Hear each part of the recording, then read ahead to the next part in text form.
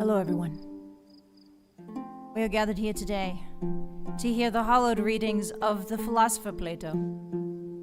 Welcome in. How are we? How do we fare this eve? Hello. Greetings. How are we? Welcome to my temple of the moon. Yes, I worship the goddess Artemis. As you can clearly see, my name is Moonheart. Obviously. Oh. Showing a little skin there. That's not appropriate for a priestess of Artemis. Ahem. Welcome in, one and all. Today we are to be enlightened by the Greek methodologies of thought. That's right. Join me today in a guided meditation while we contemplate perhaps one of the greatest of all philosophers, Plato, while we play with his dough.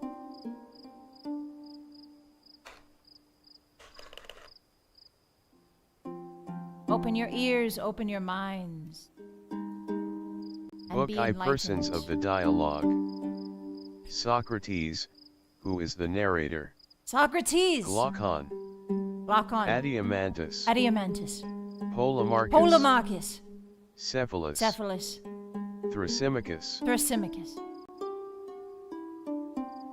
Cleitophon. And these are the characters in our story for today. I will be creating from my wolfy womb, much like how Remus and Romulus were fed off of the teat of a wolf, so will this wolf create new life for you. We will be creating these characters in clay, in the dough of playing. Welcome in, everyone. Hello. Syphilis was not one of them. Why are you? It's Cephalus. It's Cephalus. You cretins. Having trouble getting these lids off because these ancient, as you can see, I have some ancient Greek vessels. They've survived all these years. They've survived they've survived volcanoes. They've survived the eruption of volcanoes. They've survived earthquakes. They've survived the decline of the Silk Road. And today, I have excavated them just for you. Welcome in. We have many colors.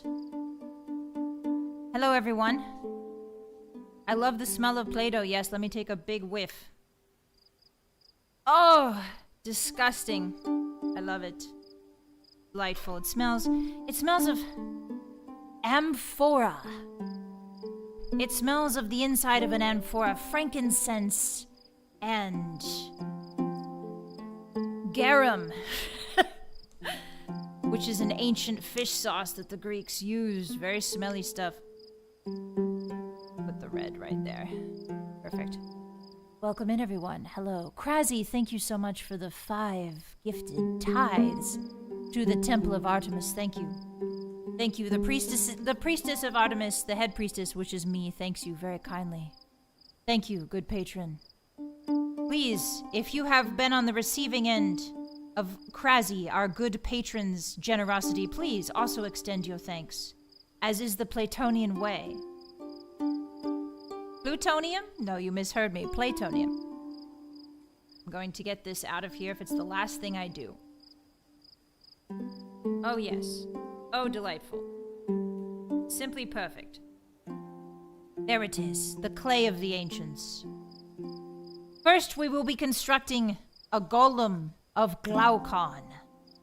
I am not sure who this Glaucon fellow is, but in order to properly convey the majesty of Plato's works, we will be creating a small man out of this Glaucon character. Welcome in, everyone. Are we eating Plato today? No, actually. Plato did not approve of cannibalism. As far as I know, Plato did not approve of cannibalism.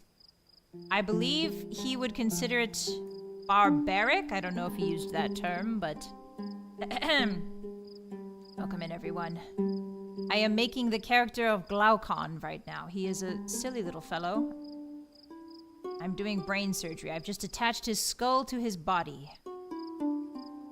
Beautiful. Hello, everyone. How are you? Welcome in. Should we put little togas on these fellows? Should we put a little toga on this Glaucon fellow? I think so, yes? Yes? Welcome in, everyone. Hello. How are you today? Welcome to the Greek baths. We will be listening to a guided meditation of Plato's The Republic. But first, in order to visualize properly the greatest philosophical document of all time, we must create visual aids. It is 2026. The methodology of philosophy has changed. No longer do we simply read dusty tomes. We engage. We do the tick-tocking dances. And so, to bring Plato's works to the modern man, we must adopt modern technologies, such as play. Alright, I'm going to make a toga. Actually, this is not toga-shaped. Hold on.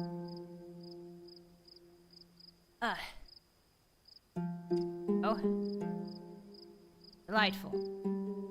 How has everyone's day been? I hope well. Have you stayed abreast of the news? Have you stayed abreast of the news in the capital these days? They say that there is a disease going around. Oh. Oh, there is a tool that I might use for this toga tailoring. One moment. Allow me to reach into my toolbox.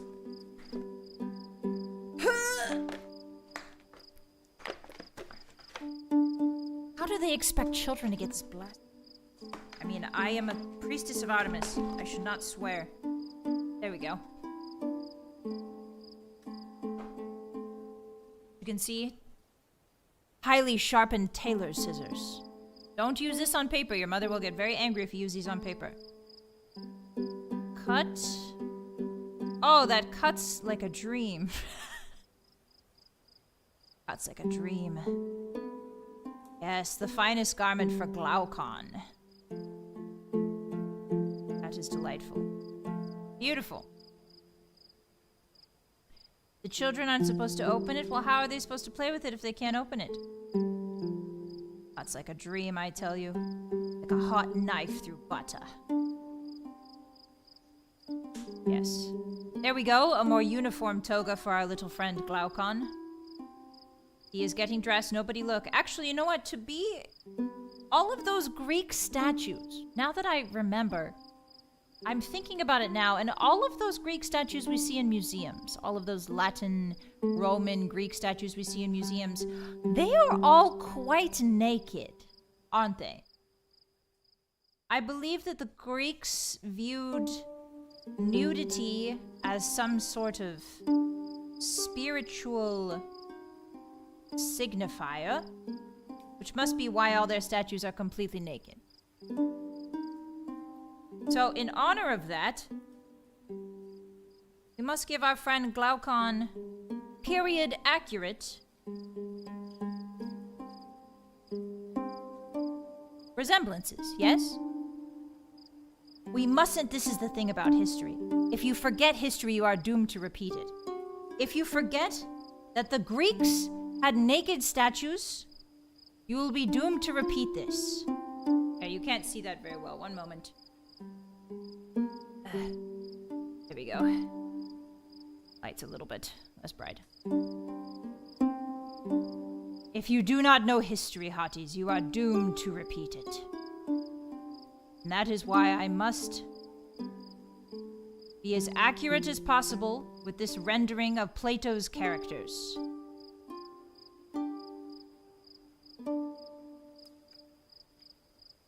Yes. Yes, that looks good. Alright, now we can put the toga on him.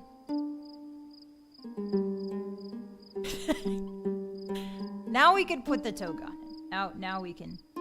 Now, you might think, Vylett, wouldn't they, I mean, Priestess of Artemis, wouldn't they give him the most powerful of loins. No, actually. The Greeks believed that a large dongus was a sign of being a barbarian. Don't ask me why.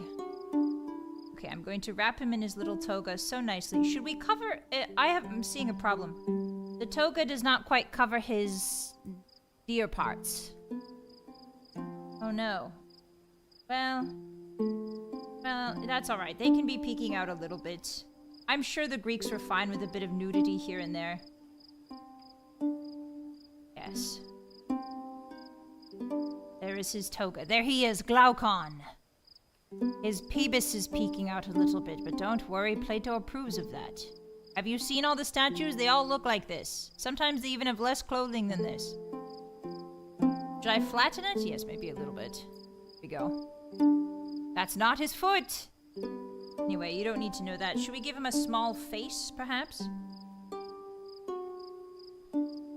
It's a small face. Yes! The large pubis was seen as unrefinement. It was, if you had a large pubis, the Greeks believed that you were unrefined and brutish, and that if you had a small pubis, you were very logical, and all that jazz. There he is. Glaucon, yes. I don't know if I should give him an emotion. The word Glaucon to me means basically nothing. But perhaps I will... It sounds a little bit like glaucoma, so maybe I will make him a bit sad. It is a bit sad. There he is. My fellow meditators, there he is. My fellow adherents of Plato. Behold, Glaucon. Next, we have Adamantus. Now, Adamantus strikes me as a much younger character. This sounds much younger. Gabriel, thank you for the 5 super. Nice artwork, boss. Imagine short stories about the Aedra and Daedra inspired by ancient Greek poems and stories. I want to try to write one. Any ideas? Ooh. Ooh, you are delving into the realm of literature, Gabriel. Thank you for the support. The temple thanks you.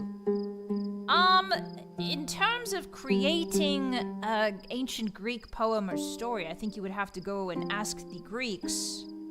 I think since the ancient Greeks are no longer around, you'd have to ask the next best thing, which is the current Greeks.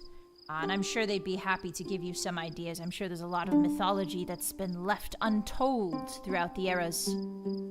Yes. Glaucon means bright or gleaming, I see. Well, his certain parts of him are certainly bright and gleaming.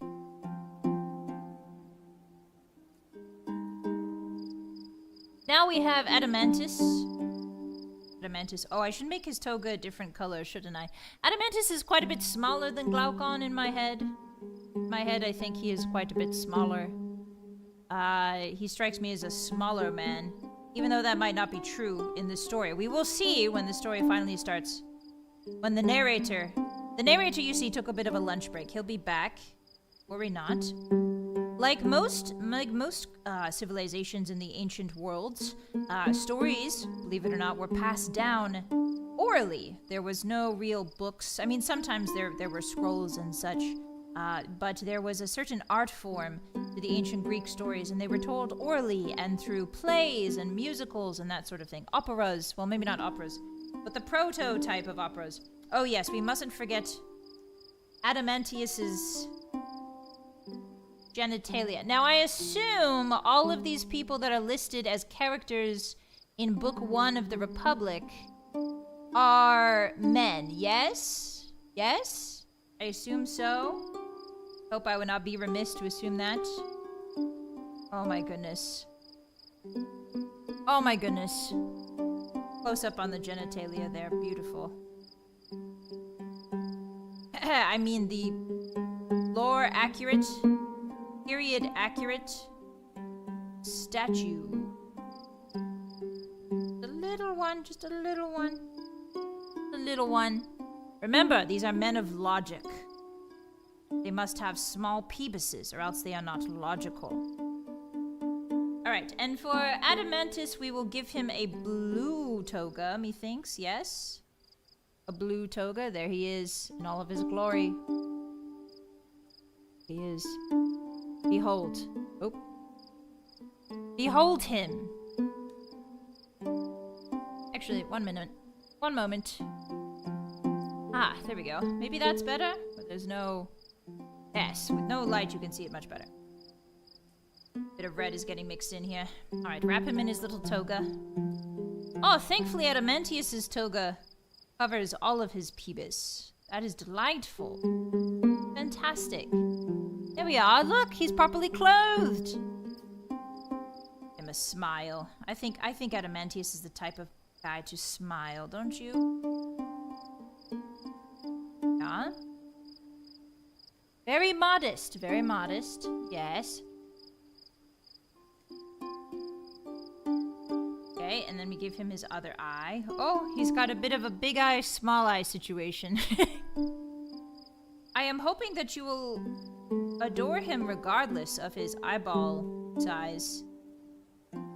I'm going to give Adamantius a smile. What's his name? Adamantite? Adamantus. I assume that means a person who does not give up. It's adamant. There we are, my beautiful boy Adamantius. I'm sorry for laughing. This is a sacred moment. This is the conception. This is the creation. Creation must never be laughed at. It must be embraced. Okay, so we've got Glaucon, we've got Adamantus. Behold a man! Behold 2 men, actually. 2 men, even. Okay. So, now we need Polemarchus. It's Polemarchus. Is there a possible way we can perhaps zoom in on what is happening? Is there a zoom function, perhaps? 1 moment. Yes, I believe we can. Does that look any better? We are zoomed in slightly now. No, it doesn't look better at all. Oh well. Bye on it then. Alright, Polemarchus, you are next. Polemarchus. Now, Polemarchus strikes me as the type of man who has a very large noggin. I assume that all of these men are very intelligent, yes? And as we all know, to be very intelligent, it is required to have a large noggin. At least that's what I've been told. Let's see. Can we make perhaps a purple toga for Polemarchus? First we must create his body. I apologize if you hear the giant bee outside. The Bacchusites have been reveling outside with the wine, and they've bothered some bees. They reach into a honey hive and they're trying to retrieve some honey, and now they've bothered the bees. So if you hear any bees, disregard that. It's the Bacchanalia. It's the Bacchus worshippers, those dastardly little dudes. Right, attach his head. Polemarchus's head has now been attached to his body, and thus a man is born. Now this man will be clothed in purple like the royals. And we mustn't forget, we must also make Plato. Plato the narrator must not be forgotten. He must also be created as well. Papa, thank you so much for the 5 super. The Greeks taught me the legend of Hogan the Hairy, a fearless Greek punisher who with his hydra-like chest hair fought bravely to secure his pension. I've never heard of that one, Papa. But you must enlighten me sometime. Thank you so much for the support. Take care of yourself as well. And remember, the gods are watching. Never forget. Never forget that. Welcome in, everyone. Hello. Today we are listening. Currently we are trying to make the actors of the Republic. There are some actors in the manuscript of the Republic that I simply must act out. And we're doing that with Plato. Welcome in. Ooh, this is a nice color, is it not? Not quite purple, but it is a little bit less blue than that one.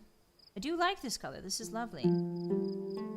Perhaps more red might make it more purple, but I am enjoying this color muchly. A softer blue. Oh, we forgot his pubis. We must make Polemarchus's pubis. Now, Polemarchus, he has Pole in his name, right? Sorry, Dionysus. I apologize. I meant to say Dionysus. Not Bacchus. I have been corrected. You see, as a priestess of Artemis, occasionally I do time travel. So I have been in a different era up until now. My apologies. Now, Polemarchus, because he has pole in his name, I assume they named him that because he has a pole, yes? Yes, Polemarchus is Polemarchus. So that one should be perhaps more pole in size. Sylvester, thank you so much for the resub. Tier 1 for 19 months, thank you so much. Hi Vi, how are you? I'm doing very well, how are you? I have become a priestess of Artemis. How are you? Does this seem about right? Let me show you his body for comparison. Does this seem about right? Yes? I think so. Polemarchus is pole. Now, obviously, Polemarchus will be the less intelligent of these fellows, clearly. If Phoebus' size is correlated to logic and thinking, then surely Polemarchus here. Polemarchus is just simply a total dimwit. Alright, we must clothe him. We must clothe his dignity. Poor Polemarchus. He wasn't able to go to school because when he whipped out his large bongus, they laughed at him. Poor Polemarchus. There we are. There he is. That's not his foot. Alright, now I'm going to give him a very sad face, I think, because he wasn't allowed to go to school and think the way that Plato learned how to think. So that is a shame. Crying shame, that is.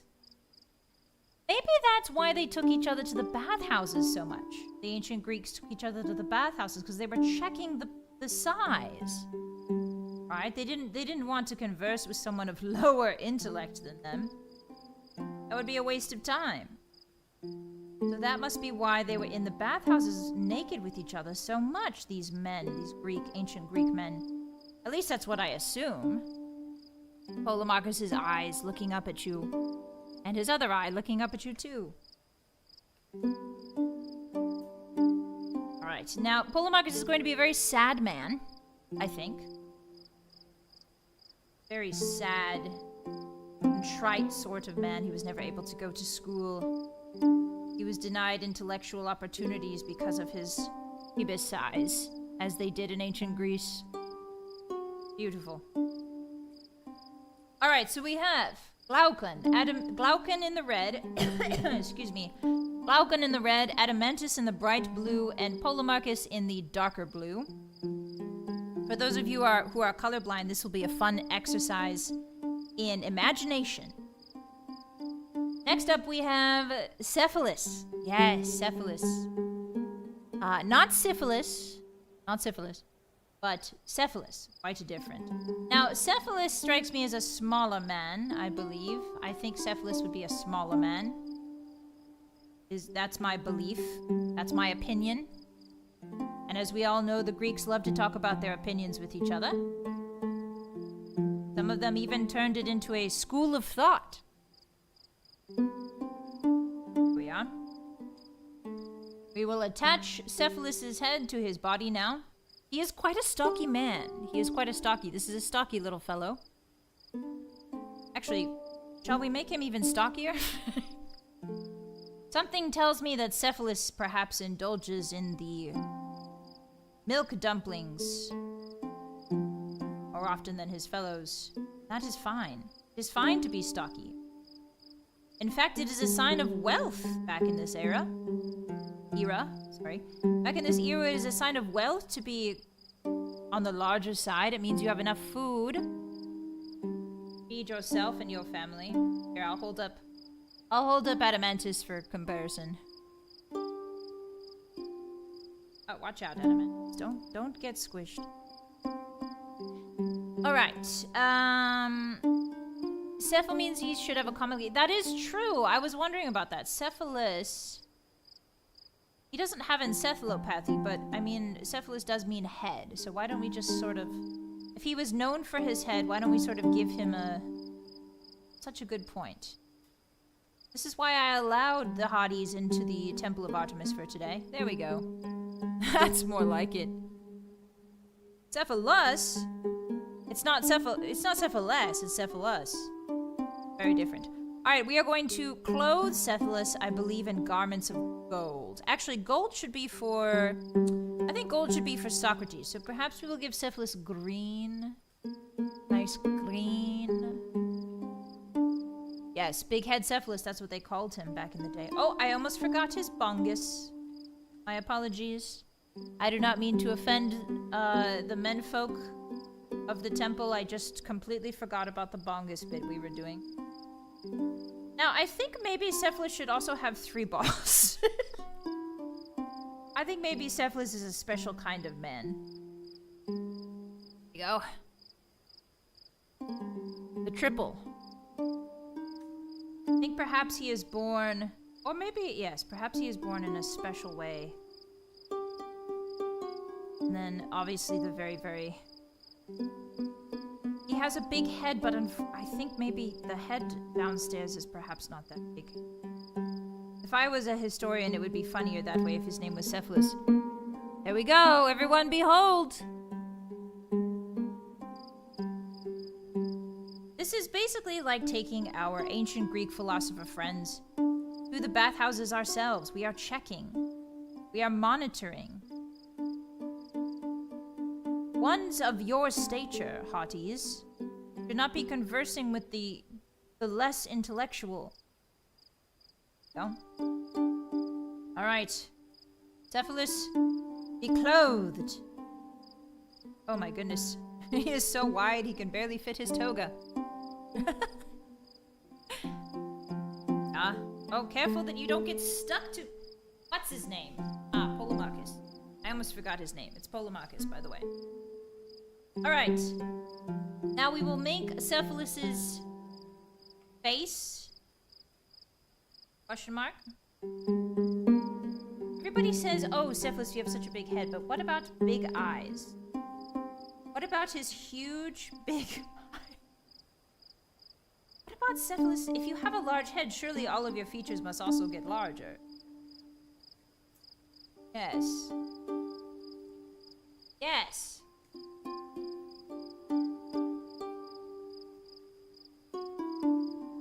Da, da, da, da, da.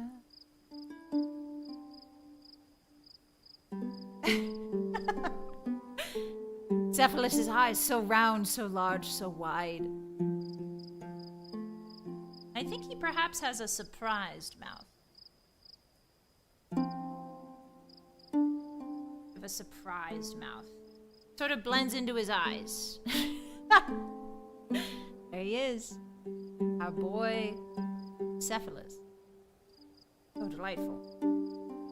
I am quite enamored with these little fellows, I must say. I don't know if Plato intended for us to be enamored with the friends he was writing about. Hi everyone, welcome in. Are we doing Diogenes? Diogenes died. It's in his name. Diogenes. He's already dead. I believe. Otherwise, why would they call him Diogenes? Alright, so we have... Who do we have here? We have Glaucon, Adamantus, Polemarchus, Cephalus. Right, because obviously the Greek names are very straightforward. Cephalus, big head. Polemarchus, big pole. Adamantus, man. Glaucon has glaucoma, runs in his family. Why they named him that. Alright, which dialogue is this? This is the Republic. Welcome in, everyone. Hello. We are currently making our little characters before we get into the Republic. But welcome in. It is good to see you. The next we have on our list is Thrashymachus. Thrashy. I assume that he has trouble sleeping. He strikes me as a very small fellow. Diogenes. Oh, it's Diogenes? Diogenes, am I right? Ah, there he is. Thrashymachus. Since he doesn't get much sleep, he thrashes around a bit, which is why they named him that. He thrashes around a bit, so presumably he doesn't get much sleep, and so he did not grow to be very large. Now, if there's anything I remember from my younger years, the combination of green and red will create a color so horrible that it dares one to consider hell. rather than remain on this earth. We're about to put that to the test. Good one, boss. Why are you saying good one, boss? It's not a joke. I'm not making jokes. This is all fact. Diogenes nuts. No, I'm not making Diogenes nuts. I'm making Glaucon, Adamantus, Polemarchus, Cephalus, Thrasymachus, and Cleitophon's nuts. I think you got them mixed up. It's an easy mistake. All of those marble busts, they're the same color. It's all white. Alright, so this color looks like puke. This color looks like vomitus, which is actually appropriately apt, considering that the Greeks were known for their great feasts. The ultra-rich Greeks would put on great feasts to show off their wealth and status, and in order to continue eating, they would induce vomiting in themselves, so that they could eat more. So you... Oh, I forgot his little dingle. I forgot his little dongle. Thrasymachus, I'm so sorry, I forgot your little dongle. Now, maybe he thrashes about in bed because he is uncomfortable. Maybe his physiology makes him very, very uncomfortable. I think perhaps that is the case.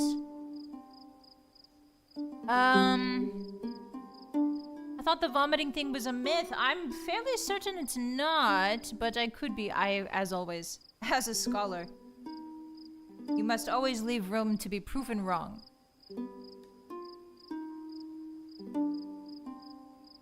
Here is probably the source of Thrasymachus's woes. Perhaps this is why he does not get good sleep at night.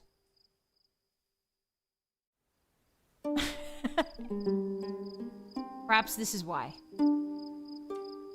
Yes. And then of course, because he's an intellectual, teeny tiny little one. Teeny tiny little one. There we go. It is not a medical condition, that's just how he was born.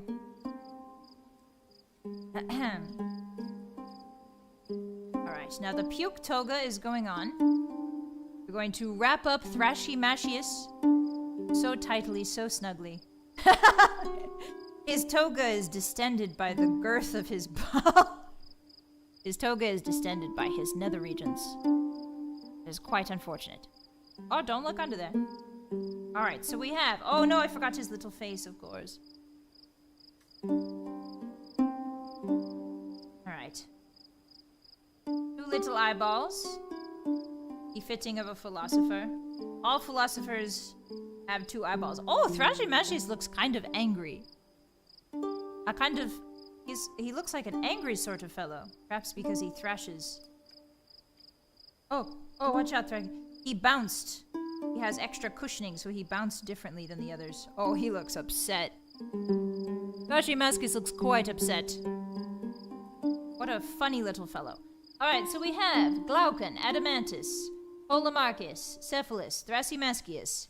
And now, we will indulge in the creation of Cleitophon.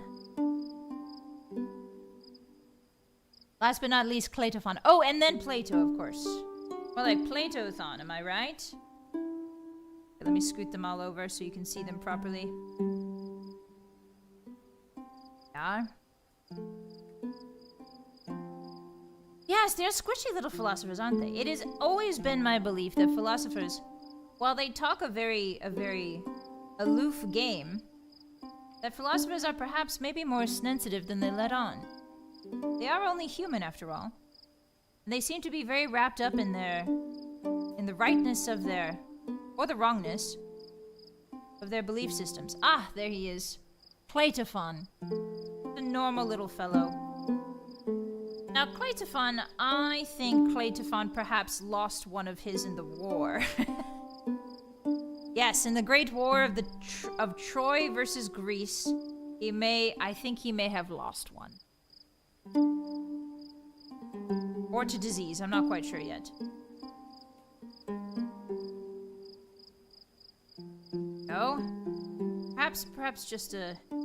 Maybe neither small nor large, perhaps just a sort of average. An average little fellow. There we go. Clatophones, indeed. Now, what color shall we Clatophon for Clatophon? I am thinking a reddish. What if we mix red and orange? What do we get? Rose in the Trojan War? I believe every single Greek philosopher was in the Trojan War. Yes? I believe that's true. Someone fact check me on that. I don't quite remember accurately. Squishy mages. Yes. They're glass cannons. Yes. Precisely.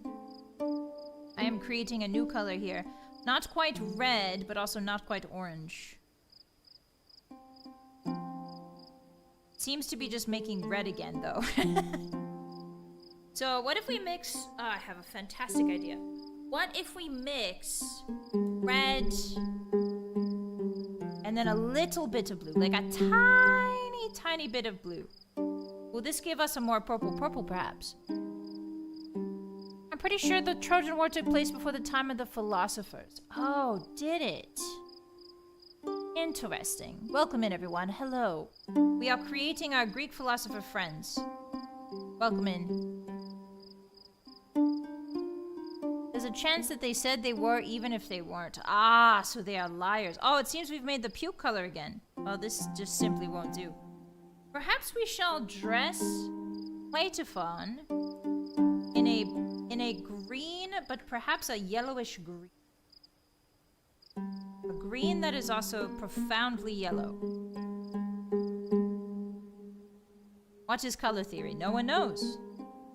I don't actually know if the Greeks had an idea about color theory. Don't really... They must have. They were making art and all that.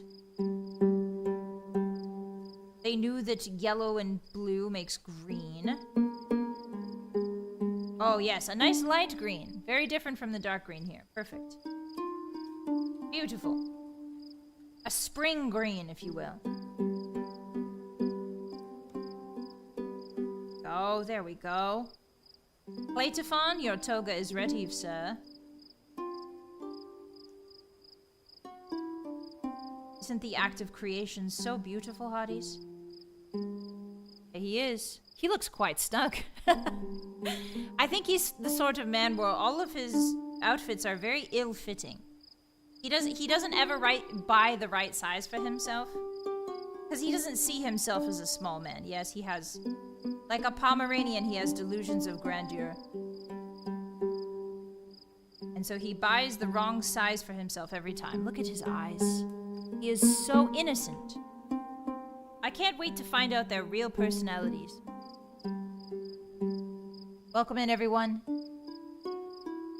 Now, I think he might be a little bit surprised as well. I think he might be surprised.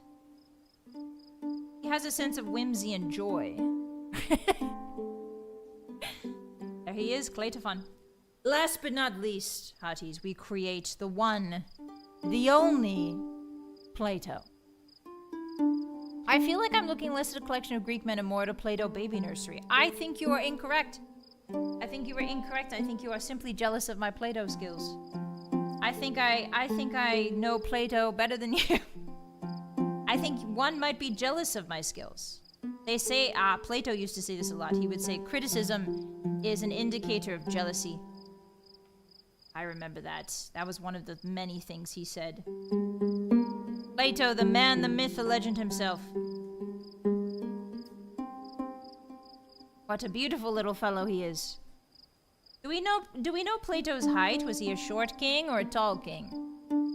Anyone know was anyone there? Does anyone remember? Was he a short king or a tall king? Of course we are giving him robes of gold, of course. Naturally, the greatest philosopher of all time gets robes of gold. Help, she turned me into a sushi roll, Plato. He would never say that. He doesn't know what sushi is. Also, he enjoys being manhandled. I assume. I shouldn't assume about people's private lives, but I assume, one can only assume. His robes of gold are prepared. Now, we did forget about the most important part, which is Plato's dingle and berries. So to speak, in a manner of speaking. Now, considering he's like the smartest man of all time, or what have you, then he must have quite a microscopic weenus, according to the Greeks. Yes? And I am talking microscopic. The smarter you are, according to them and according to their statues and their philosophies, the smaller you are. Yes. How is it looking? Can you even see it? Ah, you can still see it. That is not quite what we're going for. Oh, I'm so sorry, I'm mutilating. There we go. There we are.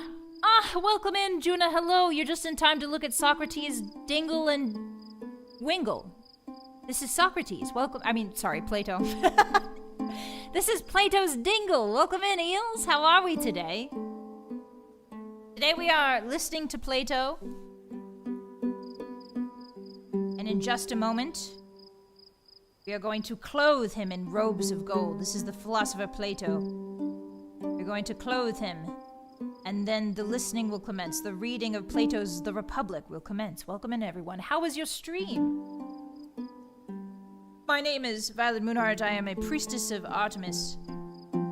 And today I have created from my own hands, from the earth, from clay, the characters of the Republic, Plato's The Republic, which follows Glaucon, Adamantus, Polemarchus, Cephalus, Thrashymachius, and Cleitophon. Welcome in, everyone. Now, Plato's eyeballs must be wide with knowledge. They must be wide-set, placid, logical eyeballs for a logical man. Alexander, thank you so much for the gifted membership. The temple thanks you for your tithe. Lady Artemis smiles upon ye. Now, is Plato happy or sad? Does anyone know? Happy or sad?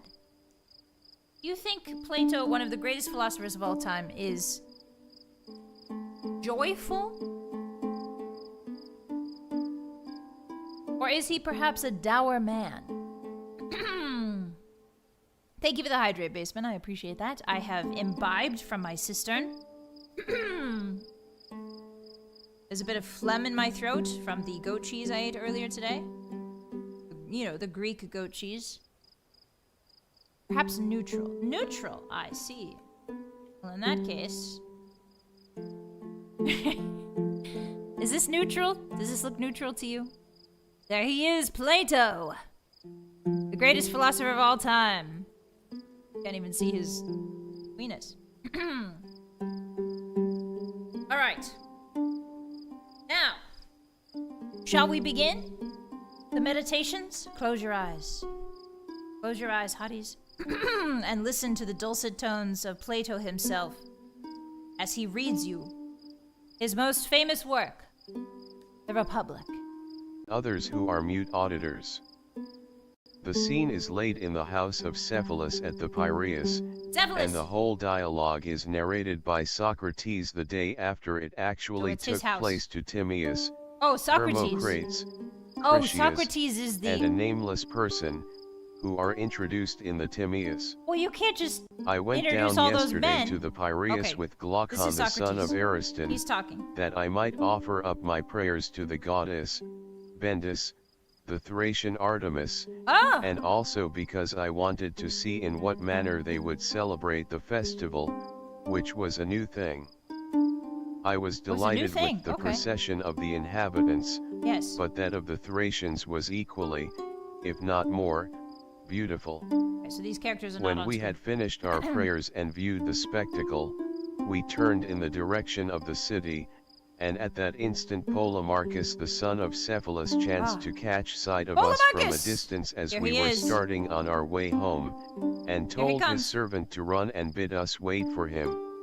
Wait for him! The servant took hold of me by the cloak behind, and said, Polemarchus desires you to wait. Very well. I turned round, and asked him where his master was. There he is, said the youth, Polemarchus, coming after you, if you will only wait. 177. 178 IDPH. Certainly we will, said Glaucon, Certainly we will, said and in Glaucon. a few minutes Polemarchus appeared, and with him This is Adeimantus, Glaucon.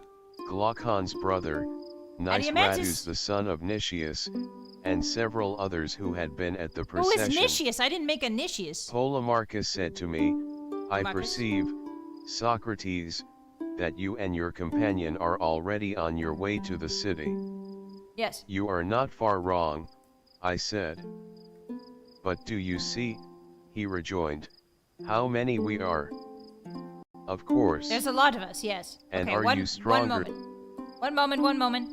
I'm going to do something so that you can see these fellows a bit better. Now that we've created them, I'm going to do something so you can see them better since they're so far away. Give me just one moment.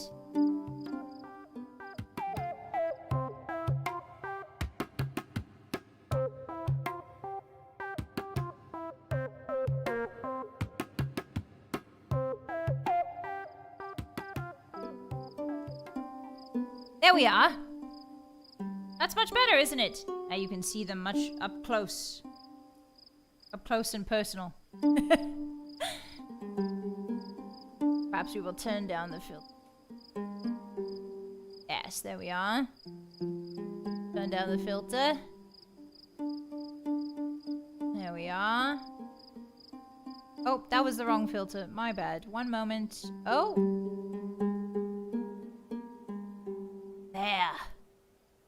There we are. Looks the same. All right, resume your narration, narrator. Then all Socrates. these. For if not, you will have to remain where you are. May there not be the alternative, I said, that we may persuade you to let us go? Let us go. But can Let you us persuade go. us, if we refuse to listen to you? He Certainly said. not. Certainly not, Replied Glaucon. Glaucon. Then we are not going to Glock off. listen, of that you may be assured. Oh, so we're not going to listen here. Adeimantus added, Where's Adeimantus? has no one told you of the torch race on horseback in honor of the goddess which will torch take race? place in the evening? With With horses. I replied, that is a novelty. That is a novelty. Will horsemen carry torches and pass them one to another during the race? I sure hope so. That sounds Yes, awesome. said Polemarchus, and not only Polemarchus. so, but a festival will be celebrated at night, which you certainly ought to see. Oh, a festival. Let us rise soon after supper and see this festival. There will be a gathering of young men, and we will have a good talk. Stay then, and do not be perverse. Glaucon said, I suppose, since you insist, that we must. Very good, Very good. I replied. Accordingly we went with Polemarchus Okay, to time his to go with house, Polemarchus. and there we found his brothers Lysias and Euthydemus, and Who is with them that? Thrasymachus the Didn't create Chalcedonian, those. Charmantides the Paeanian, and Cleitophon the son of Aristonymus. Aristonymus. There too was Cephalus the father of Cephalus. Polemarchus, The father. whom I had Oh, not seen for Polemarchus' a long father. time, and I thought him very much aged. You look He old was as seated hell. on a cushioned chair, and Oh, had a cushion. garland on his head, for Okay. he had been sacrificing in the court, and there were some other chairs in the room arranged in a semicircle, Okay, he's upon on which a we sat sofa. down by him. Okay. He saluted me eagerly, and then he said, you don't come to see me, Socrates, as often as you ought. If I were still able to go and see you, I would not ask you to come to me. But at my age I can hardly get to the city, and therefore you should come oftener to the Piraeus. For let me http URL IDPH 179 tell you, that the more the pleasures of the body fade away, the greater to me is the pleasure and charm of conversation. Ah, Do not and then the older deny you my get, request, the more the yap but hits. make our house your resort and keep company with these young men. We are old friends, and you will be quite at home with us. I replied, there is nothing which for my part I like better, Ooh. Cephalus, Okay. than conversing with aged men. Me too. For I regard them as travelers who have gone a journey which I too love may talking have to old to men. go, and of whom I ought to inquire, whether the way is smooth and easy, or rugged and difficult. And this is a question which I should like to ask of you who have arrived at that time which the poets call the threshold of old age. Is life harder towards the end? Is life harder or towards what the end? report do you give of it? I will tell you, Socrates, he said, what my own feeling is. Men of my age flock together, we are birds of a feather, as the old proverb says. Bars. And at our meetings the tale of my acquaintance commonly is I cannot eat, I cannot drink, the pleasures of youth and love are fled away. No. There was a good time once, but now that is gone, and life is no longer life. Life is no longer life! Some complain of the slights which are put upon them by relations, and they will tell you sadly of how many evils their old age is the cause. But to me, Socrates, these complainers seem to blame that which is not really in fault. For if old age were the cause, I too being old, and every other old man, would have felt as they do. But this is not my own experience, nor that of others whom I have known. I see. How well I remember the aged poet Sophocles, when in answer to the question, how does love suit with age? Sophocles, are you still the man you were? Peace, he replied, most gladly have I escaped the thing of which you speak. I feel as if I had escaped from a mad and furious master. His words have often occurred to my mind since, and they seem as good to me now as at the time when he uttered them. For certainly old age has a great sense of calm and freedom, when the passions relax their hold, then, as Sophocles says, we are freed from the grasp not of one mad master only, wow, Glaucon's but got of some many. wisdom. The truth is, Socrates, that these regrets, and also the complaints about relations, are to be attributed to the same cause, which is not old age, but men's characters and tempers. For he who is of a calm and happy nature will hardly feel the pressure of age, but to him who is of an opposite disposition youth and age are equally a burden. So wise, I listened Glaucon. in admiration, and See, wanting this is to why they draw call him him Glaucon, out, because he's old. He that has he glaucoma. might I go was on. right. Yes, Cephalus, I said, This is Socrates. but I rather suspect that people in general are not convinced by you when you speak thus. They think that old age sits lightly upon you, not because of your happy disposition, but because you are rich, and wealth is well known to be a great comforter. You are right, he replied, they are not convinced. He's roasting this rich old man. And man. there is something in what they say, not, however, so much as they imagine. I might answer them as Themistocles answered the Seraphian who was abusing him and saying that he was famous, not for his own merits but because he was an Athenian. If you had been a native of my country or I of yours, neither of us would have been famous. And to those who are not rich and are impatient of old age, the same reply may be made, for to the good poor man old age cannot be a light burden, nor can a bad rich man ever have peace with himself.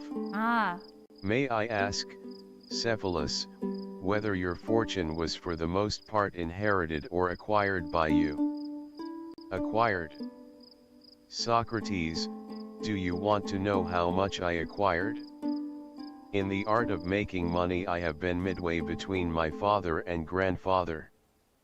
For my grandfather, whose name I bear, doubled and trebled the value of his patrimony, that which he inherited being much what I possess now, but my father Licinius reduced the property below what it is at present, and I shall be satisfied if I leave to these my sons not less but a little more than I received.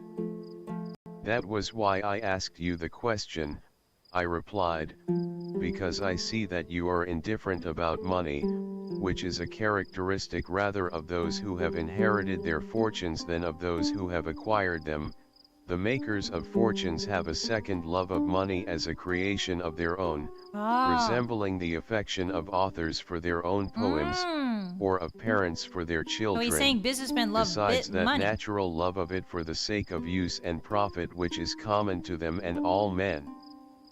And hence they are very bad company, for they can talk about nothing but he said the praises businessmen of only wealth. care about money, and they're really boring. That is true, he said. Yes, that is very true, but may I ask another question? What do you consider to be the greatest blessing which you have reaped from your wealth? One, he said, of which I could not expect easily to convince others. For let me tell you, Socrates, that when a man thinks himself to be near death, fears and cares enter into his mind which he never had before, the tales of a world below and the punishment which is exacted there of deeds done here were once a laughing matter to him, but now he is tormented with the thought that they may be true, either from the weakness of age, or because he is now drawing nearer to that other place. He has a clearer view of these things, suspicions and alarms crowd thickly upon him, and he begins to reflect and consider what wrongs he has done to others.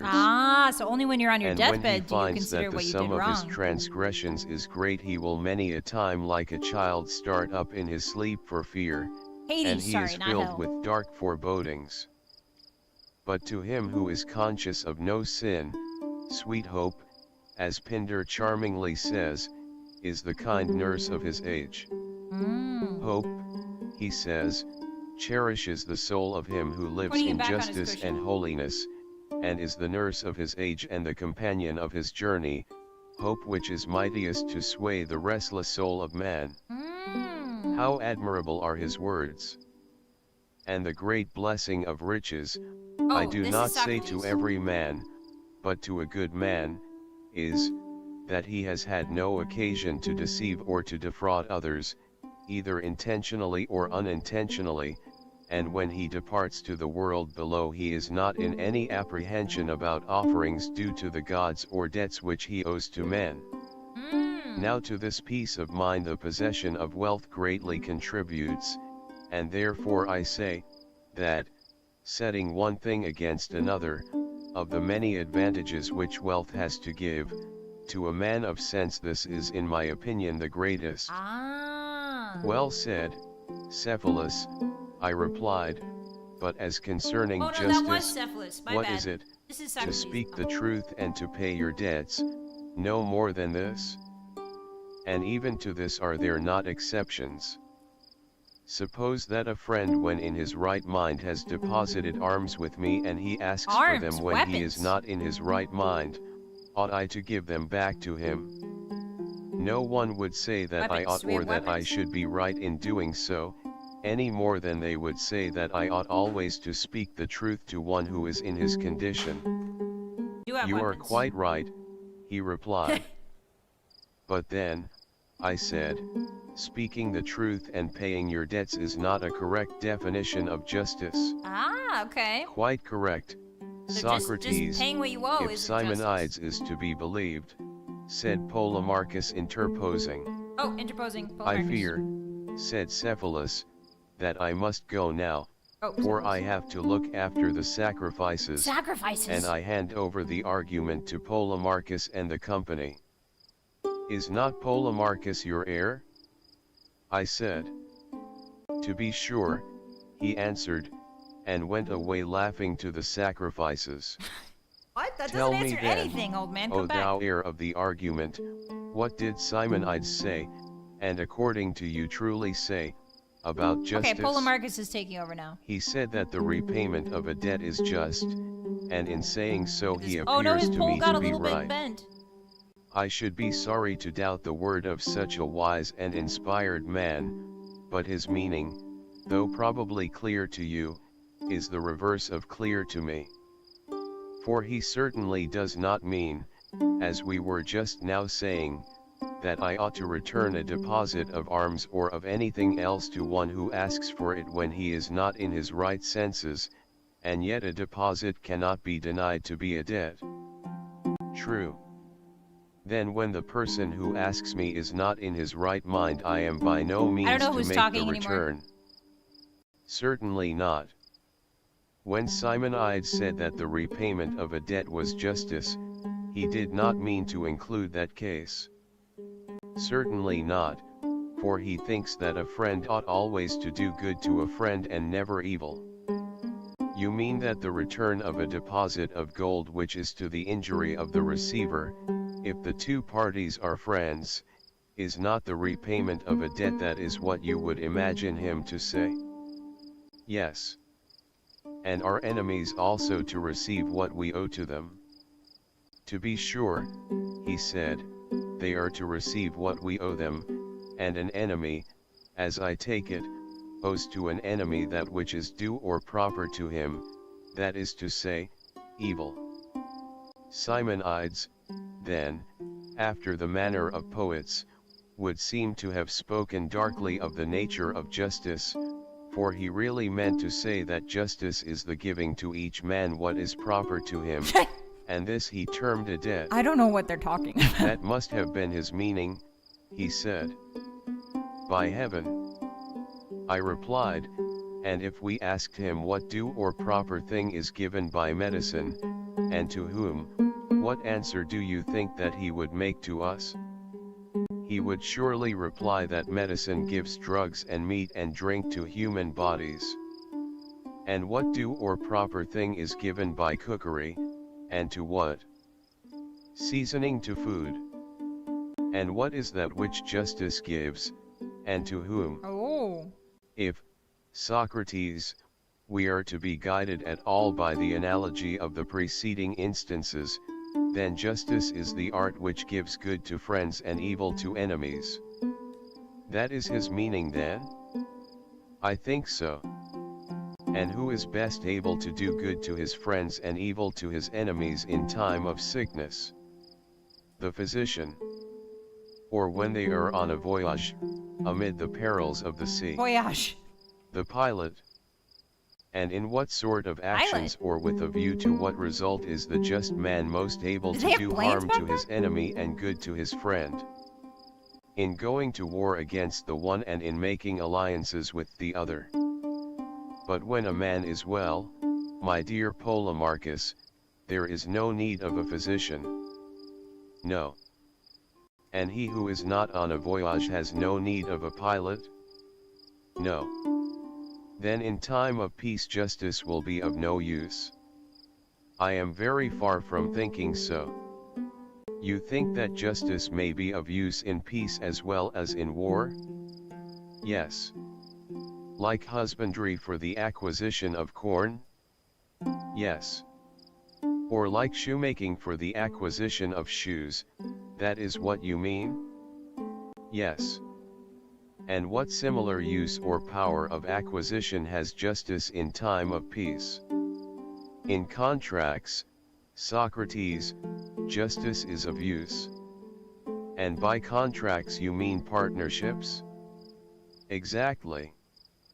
But is the just man or the skillful player a more useful and better partner at a game of drafts? The skillful player. And in the laying of bricks and stones is the just man a more useful or better partner than the builder? Quite the reverse. Then in what sort of partnership is the just man a better partner than the harp player, as in playing the harp player is certainly a better partner than the just man? What the In a money partnership? Yes, Polemarchus, but surely not in the use of money, for you do not want a just man to be your counselor in the purchase or sale of a horse. A man who is knowing about horses would be better for that, would he not? Oh, you want Certainly. specialists. And when you want to buy a ship, the shipwright, or the pilot would be better. True. Then what is that joint use of silver or gold in which the just man is to be preferred? When you want a deposit to be kept safely. You mean when money is not How did wanted, justice become money? but allowed to lie? Precisely. That is to say, justice is useful when money is useless. That is the inference.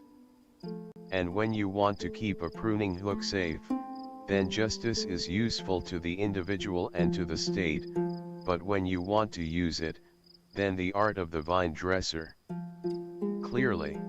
Nothing is clear about this. And when you want to keep a shield or a lyre, and not to use them, you would say that justice is useful, but when you want to use them, then the art of the soldier or of the musician. Certainly. And so of all other things, justice is useful when they are useless, and useless when they are useful. That is the inference. Then justice is not good for much. But let us consider this further point, is not he who can best strike a blow in a boxing match or in any kind of fighting best able to ward off a blow? Certainly. And he who is most skillful in preventing or escaping from a disease is best able to create one. True. And he is the best guard of a camp who is best able to steal a march upon the enemy. Certainly. Then he who is a good keeper of anything is also a good thief? That, I suppose, is to be inferred. Then if the just man is good at keeping money, he is good at stealing it. That is implied in the argument. Then after all the just man has turned out to be a thief. And this is a lesson which I suspect you must have learned out of Homer, for he, speaking of Autolycus, the maternal grandfather of Odysseus, who is a favorite of his, affirms that he was excellent above all men in theft and perjury. Okay. And so, you and Homer and Simonides. Okay. Are you following along, Hotties? Are you following along? Knight, thank you so much for the 5 supa. They are saying that one man should hold the power except in important circumstances. Pilot in a ship, talk is controlling out of a harbor. Pilot in ship talk. Okay, thank you. Arigato. I appreciate that. I really appreciate that. Alexander, thank you for the gifted. Arigato. I didn't say thank you. I think I did. Thank you so much. Arigato. Thank you again. How are you? Fuji, thank you for coming, a Moon Puncher. I really appreciate that. That moment when I realized that I'm dumber than the Plato burritos. Listen, it's because they've been doing this. This is what they were made to do. This is what they were created to do. They were created to philosophize back and forth at each other. Do not feel bad. You were simply created for another purpose. Okay, so basically, if I'm understanding it correctly, Plato is saying that, or Socrates, because Plato's just writing down what Socrates is saying. This guy is Socrates. Socrates is saying that people who know their stuff can also abuse their stuff, right? So he's saying that he's trying to get Polemarchus here. Polemarchus with his pole, his large pole. He's trying to get Polemarchus to like come to the conclusion on his own that basically, if you're good at something or if you're familiar with handling something, you can also misuse it. I assume that is what he's going towards. He's not quite done yet, so he's still setting up his big dunk. But basically, he's gotten Polemarchus to agree to a whole bunch of theoreticals wherein like specialists or people that are really good at something, you would trust them over someone who has no idea what they're doing or has no handling of the materials on a daily basis for years and years and years, right? So he's trying to get him to agree to all of this to sort of, I guess, hammer home the point that if you can use something well, you can also misuse it well, and maybe that's where justice comes in. That's where he's trying to set up the justice thing, I think. Alexander, hey, thank you for the gifted again. Hey, stop that. Arigato. I really appreciate that. Thank you. Arigato. I mean, I fell out of character there. The temple is appreciative of your tithe. Thank you kindly. Thank you very much. Take care of yourself today as well. All right, let's keep going. Are agreed that justice is an art of theft, to be practiced however for the good of friends and for the harm of enemies. That was what you were saying? No, certainly not that. though I do not now know what I did say, but I still stand by the latter words. Well, there is another question. By friends and enemies do we mean those who are so really, or only in seeming? True friends or Surely, not? he said, a man may be expected to love those whom he thinks good, and to hate those whom he thinks evil. Yes, but do not persons often err about good and evil? Many who are not good seem to be so, and conversely. That is true. Then to them the good will be enemies and the evil will be their friends. True. And in that case they will be right in doing good to the evil and evil to the good? Clearly. Nothing is clear. But the good are just and would not do an injustice? True. Then according to your argument it is just to injure those who do no wrong? Nay, Socrates, the doctrine is immoral. Then I suppose that we ought to do good to the just and harm to the unjust? I like that better. But see the consequence, many a man who is ignorant of human nature has friends who are bad friends, and in that case he ought to do harm to them, and he has good enemies whom he ought to benefit, but, if so, we shall be saying the very opposite of that which we affirm to be the meaning of Simonides. Simonides. Very true, he said, and I think that we had better correct an error into which we seem to have fallen in the use of the words friend and enemy. What was the error, Polemarchus? I asked. We assumed that he is a friend who seems to be or who is thought good. And how is the error to be corrected? Meanwhile, these guys are just watching We should this. rather say that he is a friend who is, as well as seems, good, and that he who seems only, and is not good, only seems to be and is not a friend. Oh, I accidentally pressed pause. And of an enemy the same may be said. You would argue that the good are our friends and the bad our enemies. Yes. And instead of saying simply as we did at first, that it is just to do good to our friends and harm to our enemies, we should further say, it is just to do good to our friends when they are good and harm to our enemies when they are evil? Yes, that appears to me to be the truth. But ought the just to injure anyone at all? Undoubtedly he ought to injure those who are both wicked and his enemies. There's a catch-22 there. When horses are injured, are they improved or deteriorated? The latter. Deteriorated, that is to say, in the good qualities of horses, not of dogs. Yes, of horses. And dogs are deteriorated in the good qualities of dogs, and not of horses?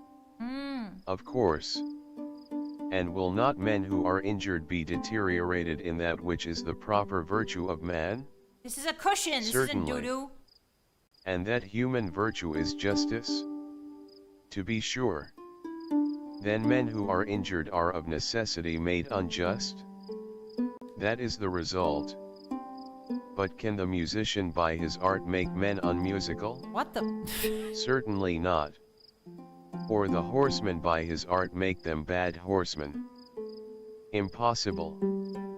And can the just by justice make men unjust, or speaking generally, can the good by virtue make them bad? Assuredly not. Any more than heat can produce cold? It cannot. Or drought moisture? Clearly not. There's no clear. Nor can the good Nothing harm is anyone? Impossible. And the just is the good? Certainly. Then to injure a friend or anyone else is not the act of a just man, but of the opposite, who is the unjust. I think that what you say is quite true, Socrates. Then if a man says that justice consists in the repayment of debts, and that good is the debt which a just man owes to his friends, and evil the debt which he owes to his enemies, to say this is not wise, For it is not true, if, as has been clearly shown, the injuring of another can be in no case just. I agree with you, said Polemarchus. Okay. Pause. Everybody relax. There's a lot of craziness going on right now that I think we should address. First of all, I need to cut this cushion in two so that everyone else can sit and not just two people. There we go. And I'll do 4s. Okay, so again, like he's saying that Socrates' thing here is he's saying that justice, a man of justice, they're clearly talking about justice and like judges maybe, or like people who work in justice, so maybe like guards, maybe like judges. I'm not quite sure how the judicial system was in the ancient Greek world, but I assume if they're talking about justice, they must be talking about like how it is carried out, right? Like Socrates is making like, he's basically saying that your enemy is not someone else's enemy. He's saying that an enemy of yourself is not a bad person. They are just your enemy. First of all, he's clearing that up. He's saying that your enemy can also be a good guy, a friend to someone else, is part of his argument. Like, we mustn't forget that our enemies can also be friends to other people, or our enemies, are not necessarily bad people. They're just people who have wronged us, right? And so in that argument, he's basically trying to lay out how personal justice and how personal good and bad are to people. Because justice, right? What he's saying, what is justice? Is it the simple act of determining who is good or bad, or is it the action, how you execute the idea of punishments or rewards? He's saying that he's trying to draw parallels between how nebulous good and bad are to how maybe justice is not so clear cut. Even though justice is not so clear cut, we still have people in positions who deal exclusively in justice, right? Like judges, and those kinds of people. So he's saying, even though he's sort of working up to it, but from my interpretation, he's basically saying, like, even though good and evil and justice and that kind of stuff is very ephemeral and very like, it depends, right, on a lot of things. It depends on people's visions of good and evil, or like friends and enemies. Even though it is so tenuous, we still have people who proclaim to be in seats of justice, right? They give out justice, they dispense justice. And so he's also saying that humans, by their very nature, are flawed when it comes to seeing good and bad correctly, or even that good and bad cannot be seen correctly by humans or by people. So he's saying, like, why? I think what he's trying to get at is, like, why are we giving people? I don't know. We'll see. Did I give them pedestals? Yeah.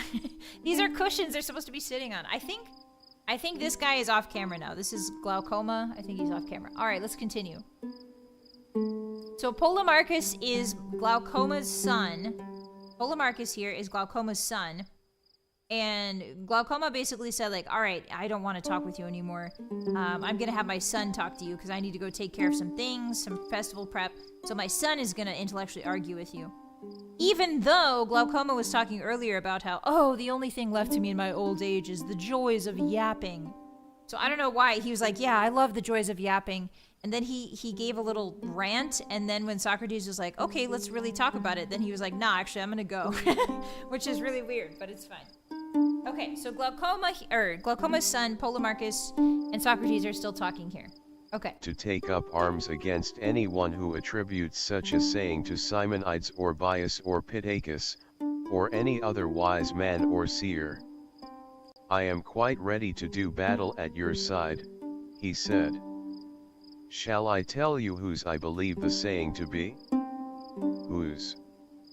I believe that Periander or Perdiccas or Xerxes or Ismenias the Theban, king, I think, or some other rich and mighty man, that's the only one I who had a great opinion of his own power, was the first to say that justice is doing good to your friends and harm to your enemies. Most true, he said. He's saying that people have a lot of power. Yes, say that I justice said, is very simple. but if this definition of justice also breaks down, what other can be offered?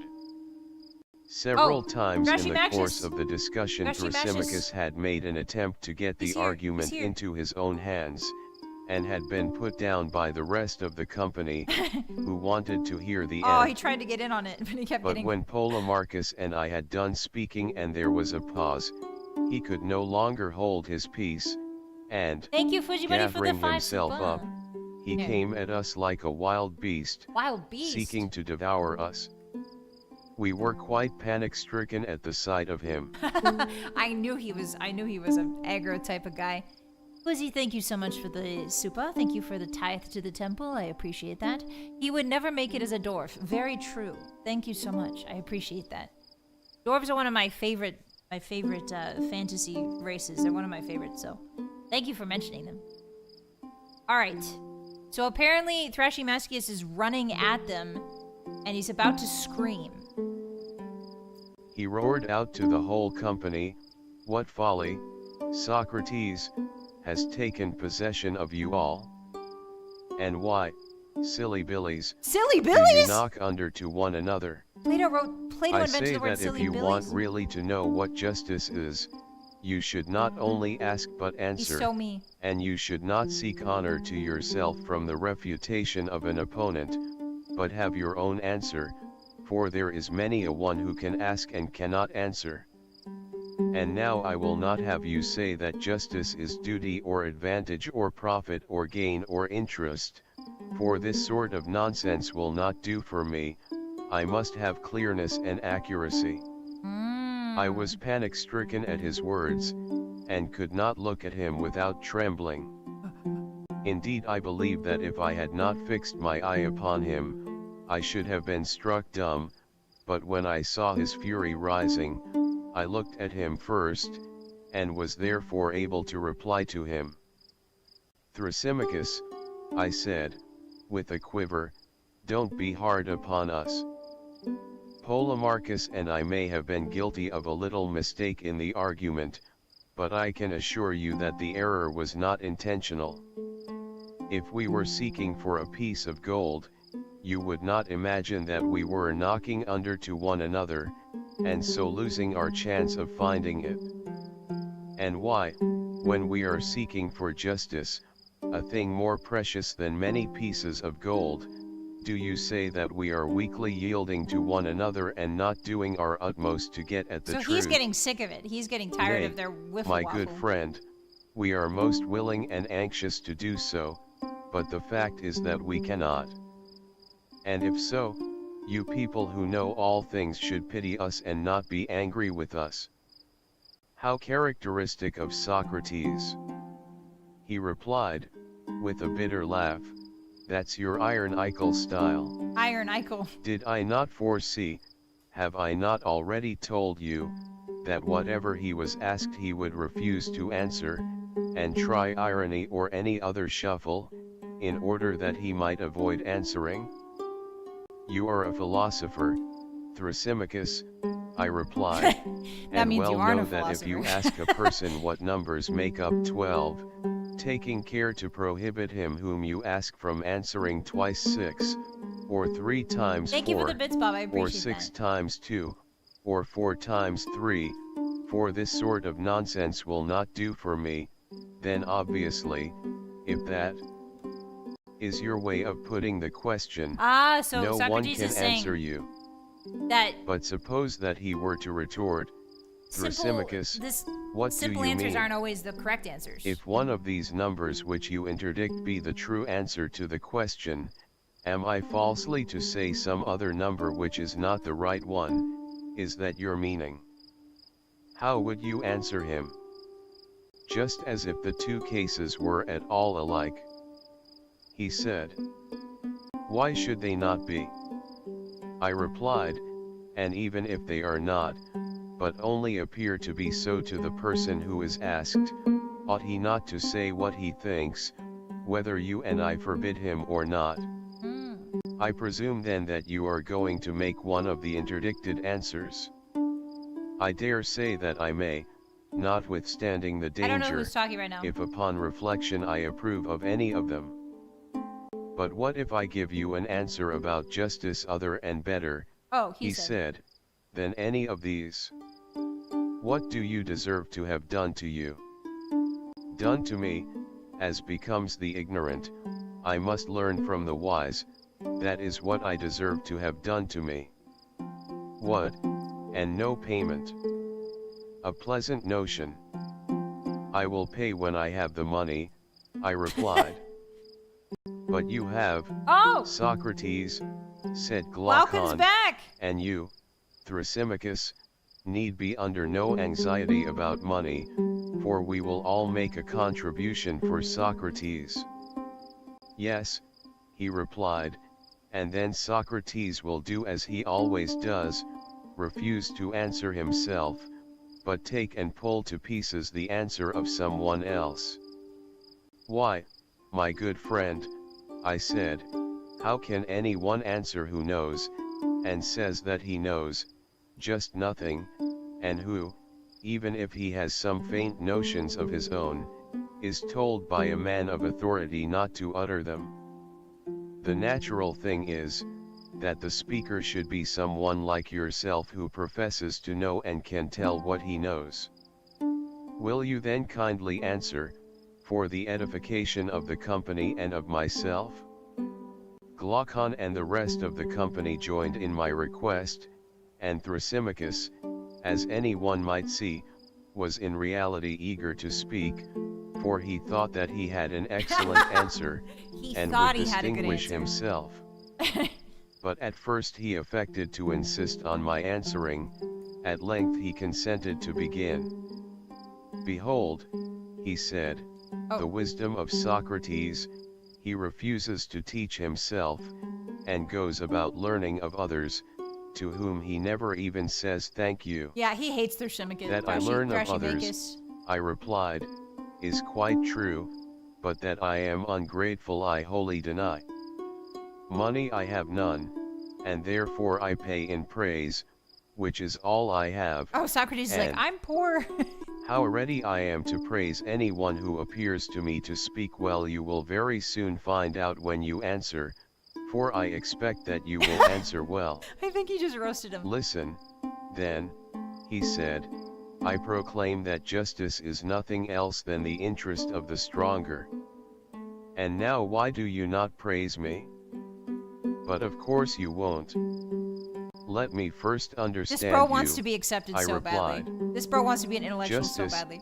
as you say, is the interest of the stronger. Praise me, praise me. Thrasymachus, is the meaning of this? You cannot mean to say that because Polydamas, the pancratiast, is stronger than we are, and finds the eating of beef conducive to his bodily strength, that to eat beef is therefore equally for our good who are weaker than he is, and right and just for us? That's abominable of you, Socrates. You take the words in the sense which is most damaging to the argument. Not at all, my good sir. He's definitely doing I said, I am trying to understand them, and I wish that you would be a little clearer. Well, he said, have you never heard that forms of government differ? There are tyrannies, and there are democracies, and there are aristocracies. Yes, I know. And the government is the ruling power in each state? Certainly. And the different forms of government make laws democratical, aristocratical, tyrannical, with a view to their several interests, and these laws, which are made by them for their own interests, are the justice which they deliver to their subjects, and him who transgresses them they punish as a breaker of the law, and unjust. And that is what I mean when I say that in all states there is the same principle of justice, which is the interest of the government, and as the government must be supposed to have power, the only reasonable conclusion is, that everywhere there is one principle of justice, which is the interest of the stronger. Now I understand you, okay, so that I was said, Trachymachus. and whether you are right or not I will try to discover. But let me remark, that in defining justice you have yourself used the word interest which you forbade me to use. It is true, however, that in your definition the words of the stronger are added. A small addition, you must allow, he said. Great or small, never mind about that, we must first inquire whether what you are saying is the truth. Now we are both agreed that justice is interest of some sort, but you go on to say of the stronger, about this addition I am not so sure, and must therefore consider further. Proceed. I will, and first tell me, do you admit that it is just for subjects to obey their rulers? I do. But are the rulers of states absolutely infallible, or are they sometimes liable to err? To be sure, he replied, they are liable to err. Then in making their laws they may sometimes make them rightly, and sometimes not. True.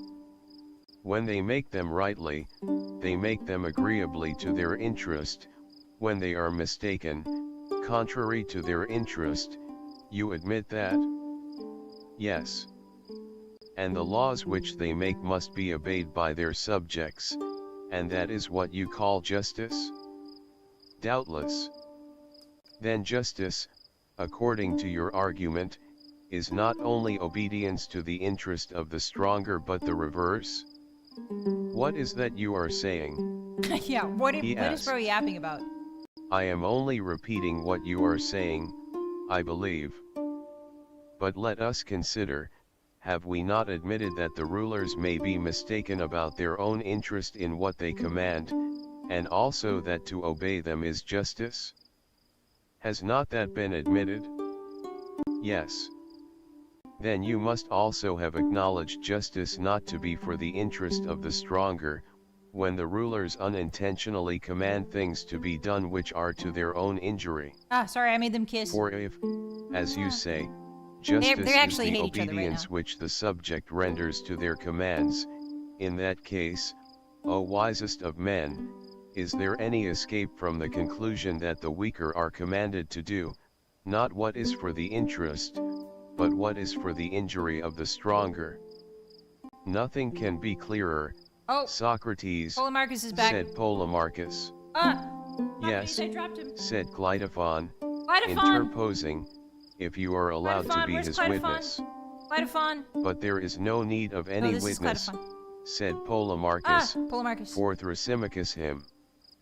Self acknowledges that rulers may sometimes command what is not for their own interest, Cleitophon's getting in on this. and that for subjects to obey them is justice. Yes, Polemarchus, Thrasymachus said that for subjects to do what was commanded by their rulers is just. Yes, Cleitophon, but he also said that justice is the interest of the stronger, and, while admitting both these propositions, he further acknowledged that the stronger may command the weaker who are his subjects to do what is not for his own interest, whence follows that justice is the injury quite as much as the interest of the stronger. But, said Cleitophon, he meant by the interest of the stronger what the stronger thought to be his interest, this was what the weaker had to do, and this was affirmed by him to be justice. Those were not his words, rejoined Polemarchus. Never mind, I replied, if he now says that they are, let us accept his statement. Tell me, Thrasymachus, I said, did you mean by justice what the stronger thought to be his interest, whether really so or not? Certainly not, he said. Do you suppose that I call him who is mistaken the stronger at the time when he is mistaken? Yes, I said, my impression was that you did so, when you admitted that the ruler was not infallible but might be sometimes mistaken. You argue like an informer, Socrates, do you mean, He said you for talk like a example, narc. that I he think. who is mistaken about the sick is a physician in that he is mistaken? Or that he who errs in arithmetic or grammar is an arithmetician or grammarian at the time when he is making the mistake, in respect of the mistake? True, we say that the physician or arithmetician or grammarian has made a mistake, but this is only a way of speaking, for the fact is that neither the grammarian nor any other person of skill ever makes a mistake in so far as he is what his name implies. They none of them err unless their skill fails them, and then they cease to be skilled artists. No artist or sage or ruler errs at the time when he is what his name implies, though he is commonly said to err, and I This guy adopted talks the a lot. common mode of speaking. Gashimagus? But to be perfectly accurate, since you are such a lover of accuracy, we should say that the ruler, Number one insofar Socrates as he hater, is a ruler, Gashimagus. is unerring, and, being unerring, always commands that which is for his own interest, and the subject is required I think to they want to execute kiss his so bad commands, right now, guys. and therefore, I'm not gonna lie. as I said at I'm first and sensing now tension, repeat, aren't you? justice is the interest of the stronger. Justice is the interest of the Indeed, stronger. Okay. Thrasymachus, and do I really appear to you to argue like an informer? Am I really Certainly, a narc? he replied. Yes, you are. And do you suppose that I ask these questions with any design of injuring you in the argument? Nay, he replied, suppose is not the word, I know it, but you will be found out, and by sheer force of argument you will never prevail. I shall not make the attempt, my dear man, but to avoid any misunderstanding occurring between us in future, let me ask, in what sense do you speak of a ruler or stronger whose interest, as you were saying, he being the superior, it is just that the inferior should execute? Is he a ruler in the popular or in the strict sense of the term? In the strictest of all senses, he said. And now cheat and play the informer if you can, I ask no quarter at your hands. But you never will be able, never. And do you imagine, I said, that I am such a madman as to try and cheat, Thrasymachus? I might as well shave a lion. Why, he said, you made the attempt a minute ago, and you failed. Enough, I said, of these civilities. It will be better that I should ask you a question. Is He the loves asking physician, questions. taken Socrates in that strict loves sense of which asking you people are a bunch of speaking, questions a healer of to the try and sick get or them a to come to maker their of own money? conclusion. And remember that I am now speaking of the true He physician, makes a little maze out of a questions. healer of the sick, he replied.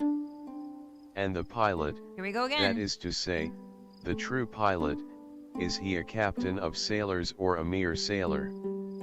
A captain of sailors. The circumstance that he sails in the ship is not to be taken into account, neither is he to be called a sailor. The name pilot by which he is distinguished has nothing to do with sailing, but is significant of his skill and of his authority over the sailors. Okay. Very true, he said. Now, I said, every art has an interest? Certainly. For which the art has to consider and provide? Yes, that is the aim of art. And the interest of any art is the perfection of it, this and nothing else? What do you mean? I mean what I may illustrate negatively by the example of the body. Suppose you were to ask me whether the body is self-sufficing or has wants, I should reply, certainly the body has wants, for the body may be ill and require to be cured, and has therefore interests to which the art of medicine ministers, and this is the origin and intention of medicine, as you will acknowledge. Am I not right? Quite right, he replied. But is the art of medicine or any other art faulty or deficient in any quality in the same way that the eye may be deficient in sight or the ear fail of hearing, and therefore requires another art to provide for the interests of seeing and hearing God's art in itself, I say, any similar liability to fault or defect, and does every art require another supplementary art to provide for its interests, and that another and another without end? Or have the arts to look only after their own interests? Or have they no need either of themselves or of another, having no faults or defects, they have no need to correct them, either by the exercise of their own art or of any other, they have only to consider the interest of their subject matter. For every art remains pure and faultless while remaining true, that is to say, while perfect and unimpaired. Take the words in your precise sense, and tell me whether I am not right. Yes, clearly. Nothing Then is medicine clear. does not consider the interest of medicine, but the interest of the body? True, he said. Nor does the art of horsemanship consider the interests of the art of horsemanship, but the interests of the horse, neither do any other arts care for themselves, for they have no needs, they care only for that which is the subject of their art? True, he said. But surely, Thrasymachus, the arts are the superiors and rulers of their own subjects? To this he assented with a good deal of reluctance. Then, Yes. I said, no science or art considers or enjoins the interest of the stronger or superior, but only the interest of the subject and weaker? He made an attempt to contest this proposition also, but finally acquiesced.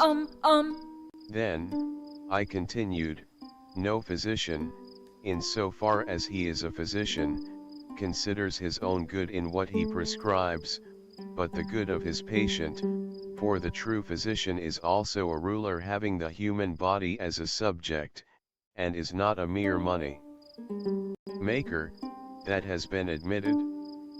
Yes. And the pilot likewise, in the strict sense of the term, is a ruler of sailors and not a mere sailor? That has been admitted. And such a pilot and ruler will provide and prescribe for the interest of the sailor who is under him, and not for his own or the ruler's interest. He gave a reluctant yes. Then, I said, Thrasymachus, there is no one in any rule who, in so far as he is a ruler, considers or enjoins what is for his own interest, but always what is for the interest of his subject or suitable to his art, to that he looks, and that alone he considers in everything which he says and does. When we had got to this point in the argument, and everyone saw that the definition of justice... Hold on, old Greek men. Okay, so that was a lot of words, alright? That was a lot of words, and you might be feeling intimidated. Don't feel intimidated. We're gonna break it down. Sort of, kind of. Don't worry, your local priestess of Artemis is here to break it down for you. Effectively, what I think, again, what they're sort of quibbling about, Thrasymachus doesn't like the way that Socrates is going about this. He hates all of the questions, he hates all of the roundabout leading questions and the roundabout theories. Thrasymachus hates how he was talking to Polemarchus. He hates the way that Socrates and Polemarchus were talking to each other. He doesn't necessarily disagree with the contents of what's going on. He doesn't disagree that they should be talking about something important as justice in a detailed manner, right? He's just getting impatient with the way that Socrates is grilling people about it.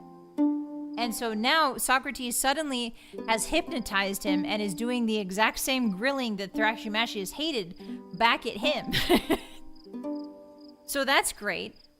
So Socrates sort of is like, oh, you hate that? I'm gonna do that. I'm gonna talk to you so much, and then I'm gonna do that to you. And so Thrasymachus apparently hasn't realized it. He's been suckered into it, or maybe he has. Maybe he's getting impatient.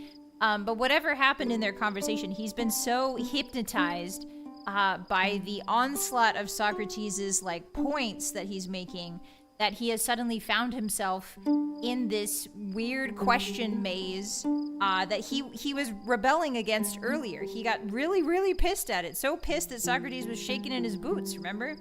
So it's funny that Socrates, it's also an interesting like thing, again, like if we think about how much the Greeks were obsessed with being thinkers versus instinct. Instinct was considered something like base and animal. It was considered below human, well, not below humans, but it was considered the domain of animals and beasts to rely only on instinct. You were supposed to think. You were supposed to use the thing that made you human, right? So it's funny that Thrashymaxus's outrage, remember he has this like almost animalistic burst of outrage. And then we have Socrates here who was trembling at the sight of this outrage, suddenly being able to tame this outrage, right? With his logic and his facts. It is very much a parallel to like how the attitude was towards things like outbursts, you know, in polite society, or outbursts among philosophers, you know, getting mad, getting angry was considered bestial, right? It was considered below the thinkers to get mad.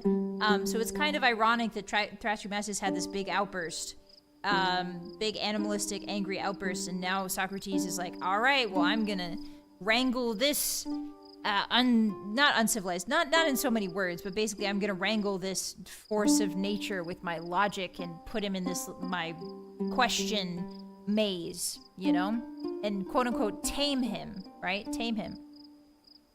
Anyway, it's really interesting.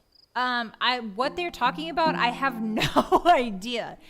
I think Socrates is just trying to hammer home the point about justice being something that you can't know for certain. It's something you can't know for certain. Therefore, why do we have people in charge of things like justice if people themselves don't have a firm grasp, if the concept of justice to people changes day to day, right? Or like cannot be defined in any black and white term, right?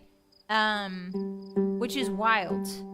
It's like Vylett when she crashes out after starting to play the game. Who's Vylett? I only know as the priestess of Artemis. She's a very refined young woman that would never crash out or be salty. Anyway, somebody realized his playbook and he has to adapt. Yeah. It's pretty wild. Yeah. The concept of justice belonging, like they're talking about who owns justice. Is it the people who are strong or is it the people who are weak, right? Basically what they're also trying to say is, does justice belong to rulers? Does it exclusively belong to the rich and the powerful, aka the strong? Does it belong to the strong? Or does justice belong to the weak because it serves the weak, right? It serves the masses. Justice is there for the masses. Laws are there for the masses to abide by and to protect the masses, theoretically, right? So does justice belong to the small percentage of rich people and powerful people, or who oftentimes abuse the law, or does it belong to the common man for whom justice is supposed to protect, right? That's what Socrates is setting up here. He's setting that up. He's asking the question of, you know, who does it belong to? So that's at least that's what I think. All right, so let's play. Had been completely upset. Oops. Thrasymachus, instead of replying to me, said, "Tell me, Socrates, have you got a nurse?" I need to drink water. "Why do you ask such a question?" I said, "when you ought rather to be answering." Have you got a nurse? "Because she leaves you to snivel, and never wipes your nose. She has not even taught you to know the shepherd from the sheep." "What makes you say insults. that?" I replied. "Because you fancy that the shepherd or neatherd fattens or tends the sheep or oxen with a view to their own good and not to the good of himself Tell me, or Socrates, his master. do you have a nurse? And you further imagine that the rulers of I states, think he did pull your mom, if they are an true ancient Greek, your rulers, mom. never think of their subjects as sheep, and That's that they crazy. are not studying their own advantage day and night.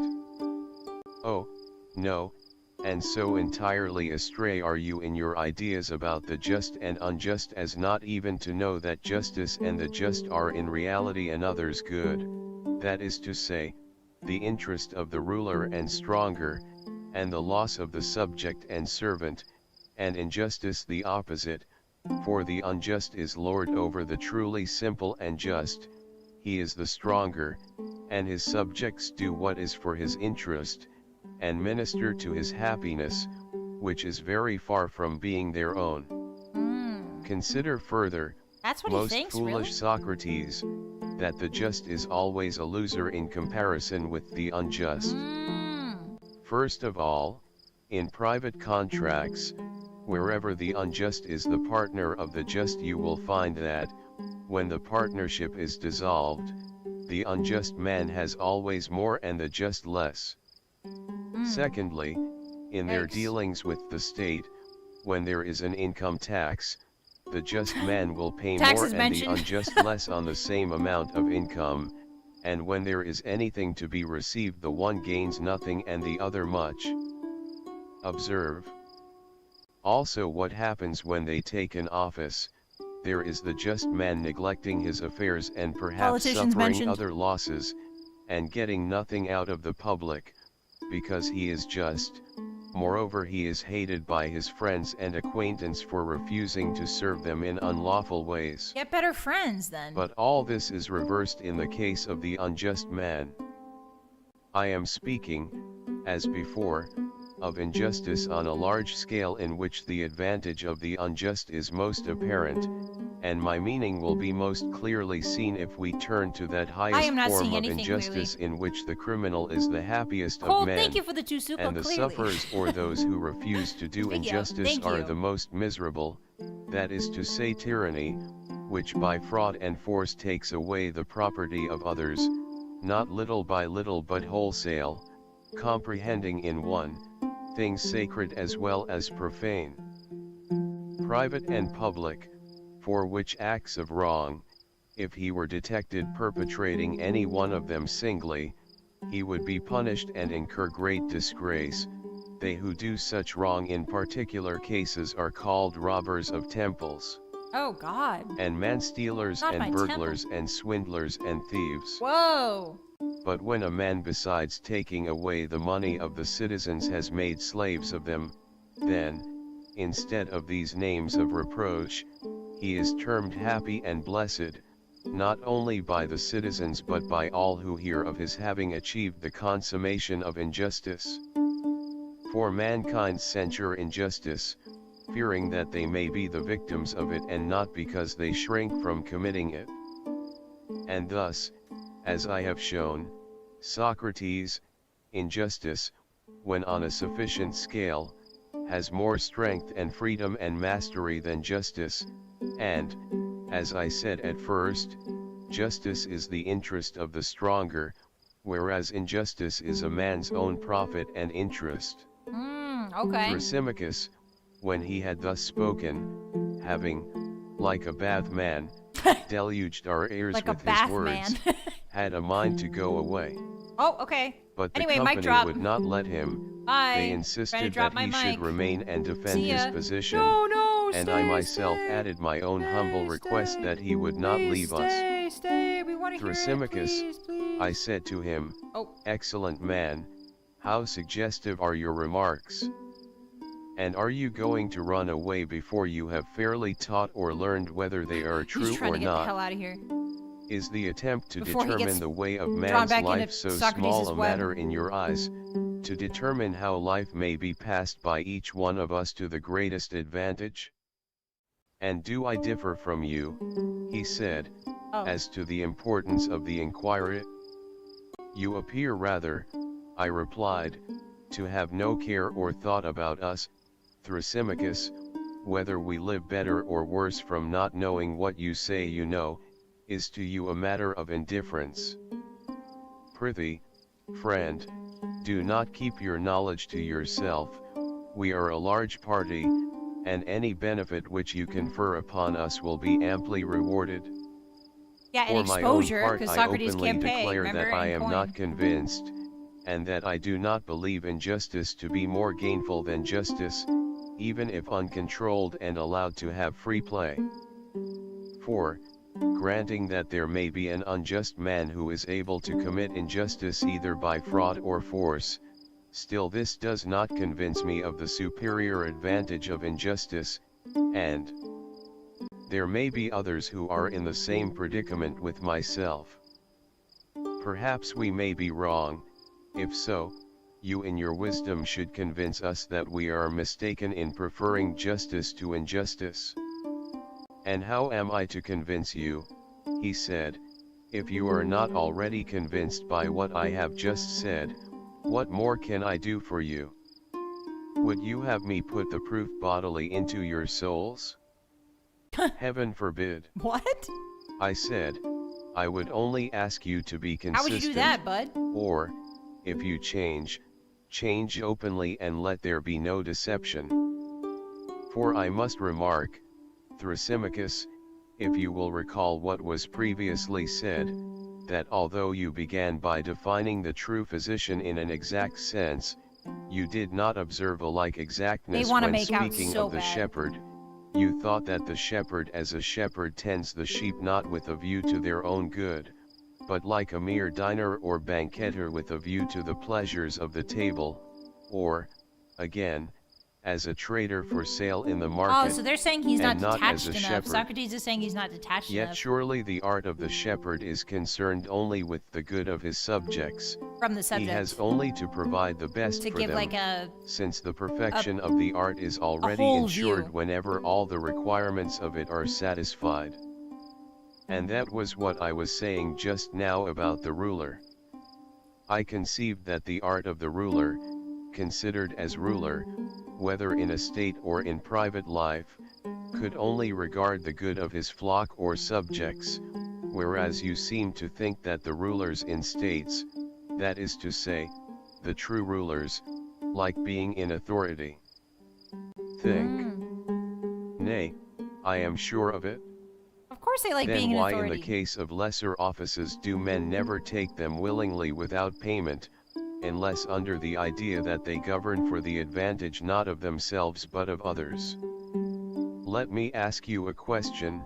No, are not not again. the several arts different, by reason of their each having a separate function?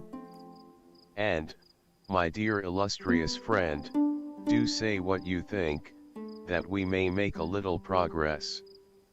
Yes, that is the difference, he replied. And each art gives us a particular good and not merely a general one. Medicine, for example, gives us health, navigation, safety at sea, and so on? Yes, he said. And the art of payment has the special function of giving pay, but we do not confuse this with other arts, any more than the art of the pilot is to be confused with the art of medicine, because the health of the pilot may be improved by a sea voyage. What? You would not be inclined to say, would you, that navigation is the art of medicine, at least if we are to adopt your exact use of language? Certainly not. Or because a man is in good health when he receives pay, you would not say that the art of payment is medicine? I should not. Nor would you say that medicine is the art of receiving pay because a man takes fees when he is engaged in healing? Certainly not. I mean... And we have admitted, I said, that the good of each art is specially confined to the art? Yes. What if it's then, not? If there be any good which all artists have in common, that is to be attributed to something of which they all have the common use. True, he replied.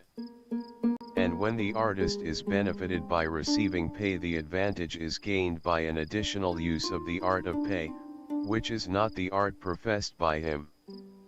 He gave a reluctant assent to this. Okay, so... Then the pay is not derived by the several artists. Why? I'm getting the vibe. There's this crazy vibe I'm getting. Have you guys ever seen, like, court proceedings? It's really crazy to me. I didn't realize how much of, like, lawyer court proceedings. The way that Socrates talks is like a lawyer.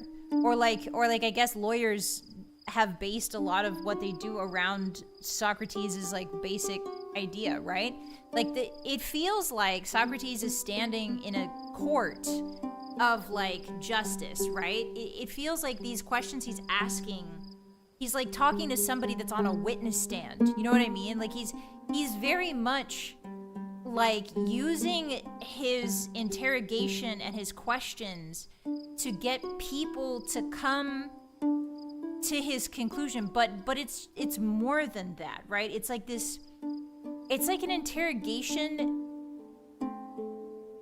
but in the way that gets them to show themselves and show what they think, right?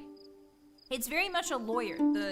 I forgot how much Socrates has like this, this crazy, I'm like moving because my leg's asleep. He has this crazy lawyer vibe to him, you know? Like, yeah, he's basically backing this, everybody he talks to into a corner based on like these hyper-specific questions that he's asking. Like, if this is true, then this must also be true, right? You want the jury to decide for themselves, guilty, innocent. Yeah, it's really weird because he asks these questions and like doesn't really declare a stance of his own, right? Like Socrates is never really declaring a stance of his own. He gets everybody else to declare their stances, but like his stance is not so much a stance so much as it is just a string of questions to get other people to reveal their stances. Which is that a philosopher, or is that just like an interrogator? Is that just like an interrogator of human belief? Is philosophy not an interrogation of human belief? I mean, that's another thing we can ask. But like, he's not making any statements. He's not backing up his own statements. He's not making any statements. He's just his statement is like, yeah, I guess truth, but it's like he himself does not offer the truths. He thinks that the truths should be offered by everyone else so that they can be refuted. It's weird because like his whole style relies on other people providing what is essentially the coal for the machine. Like he is not creating anything. He is weirdly like, how do I put this? He's like trying to put together the jumble of other people's thoughts, or like showing people the jumble of their own thoughts, I guess. It's really weird, but he's trying to make them into like a Lego building, you know? He's being objective. I don't think he is, because I don't think you can be completely objective at all, like, if you're the one asking the questions, because objectivity would mean that you ask questions free of your own bias, but he's still trying to get people to admit to their bias. And therefore he has a bias in and of itself that he's trying to get people to admit to their bias or their, right? So he's not impartial.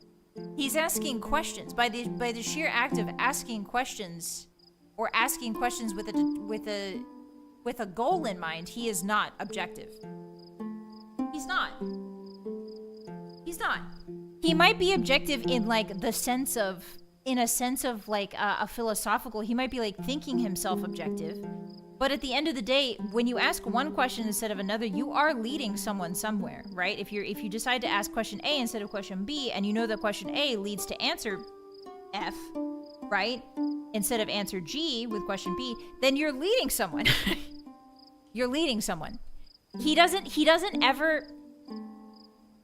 And the other thing is too, these people only answer him in like yes or no, right? They say like, I suppose not, or they say like certainly. They either say yes or no to all of his questions rather than giving them the space to like, I don't know, construct an answer. He just corners them in the sense that they can say either yes or no by like societal logic, which is basically like interpersonal societal logic. So I don't think he's objective, but he's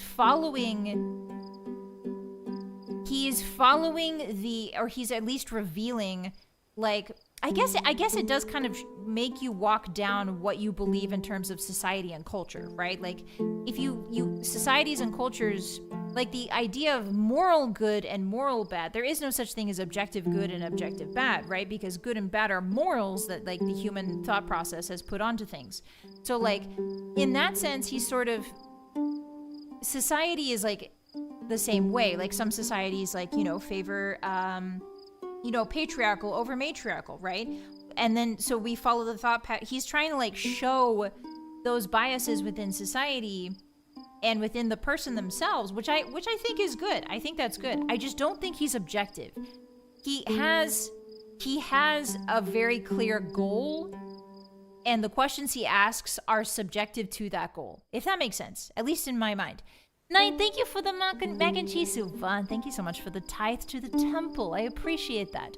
Philosophers back in the day were often paid for whoever was in authority to discuss topics like this.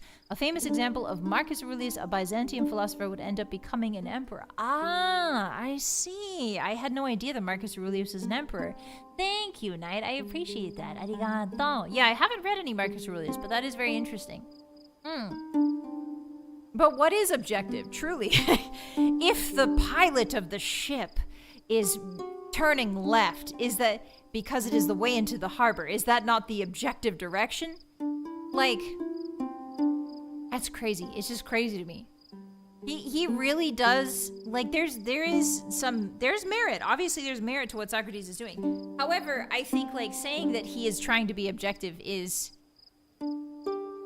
naive, right? Saying that he is no one philosopher is objective. It's philosophy, right? It's not a hard science. It's philosophy.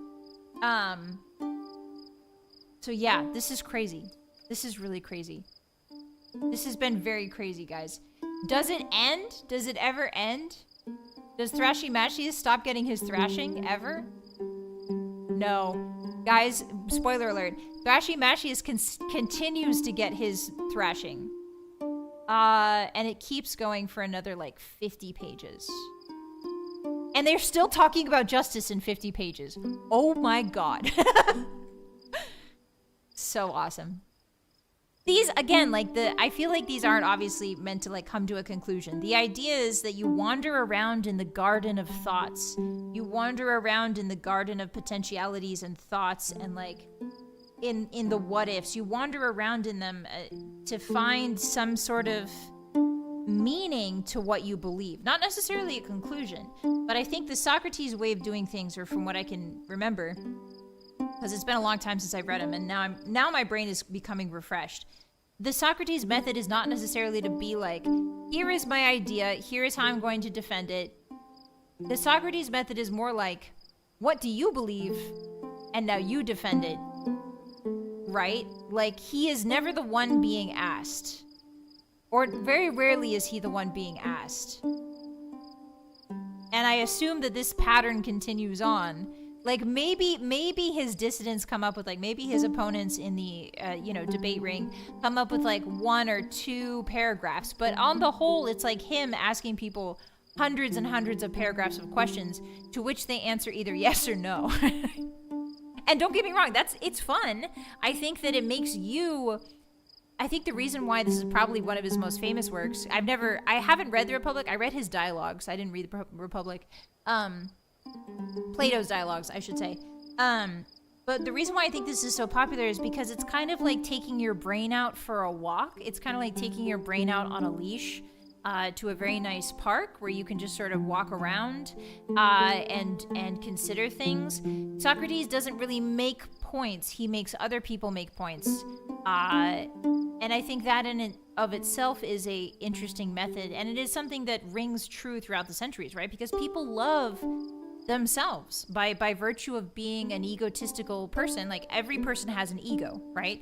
But when we talk about egotistical, we're not saying like arrogant. We're just saying that every single person has an ego.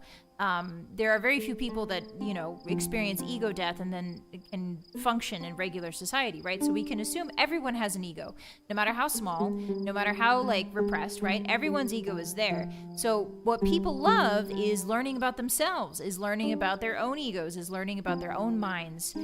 People are inherently at some deep level always curious about themselves. They're curious about others. Humans are very curious about themselves, about others. And so I think that human curiosity of being curious about yourself is universal. And I think it's something that's very strong in every single person. And so I think the Republic is a great way to like sit down and be like, okay, well, what do I believe, right? What do I truly believe? What do I believe? And like reading the Republic gives you that gives you that time where you can sit with yourself and like listen and think to yourself, what would I answer to Socrates' questions, right? And that gives you more insight to yourself, which is good, which I think is cool and good. I think that Socrates giving people the experience of exploring themselves more through a fun little thought maze is very beneficial to other people. It's beneficial to people. I do think couching it as like a greater good, couching it as like some philosophical greater good, to me this is more like therapy. To me the Republic reads more like Socrates is a therapist to some extent, right? He sounds like the therapist, right? He sounds like, and so you did this and then you did this, yes? And it's like, yes. Do you agree with this? No. Like there's a therapeutic aspect to this, I think, that is more prominent than, say, like a strictly purely philosophical one, right? Like I think rather than a philosopher, I feel like he is more of a psychologist or like an early therapist, right? He helps people debug their thoughts. Yeah, exactly. Kieran, thank you for the super. Thank you very much for the tithe to the temple. Justice is justice because it is justice. Tautology is the way to go with the topic, I think. I think so too. Thank you for the super. I appreciate that very much, Kieran. I'm sure the goddess Artemis will as well. Fujimori, thank you for the 2 super. Thank you for the tithe. He strawmans a lot. I don't know what a strawman is, but I would assume that that is something you use in philosophy, yes? Thank you. I met a few guys like Socrates at the gas station when I was late for work. Really? Yeah, he's more like a sage, to be honest. Imagine you had to go about your normal Athenian day, but this crazy guy was always running around asking questions. Oh, Socrates, so silly. So silly. He does inspire reflection, which I think is good. I think humans, obviously we live such short, frenetic lives that sometimes we put self-reflection to the side.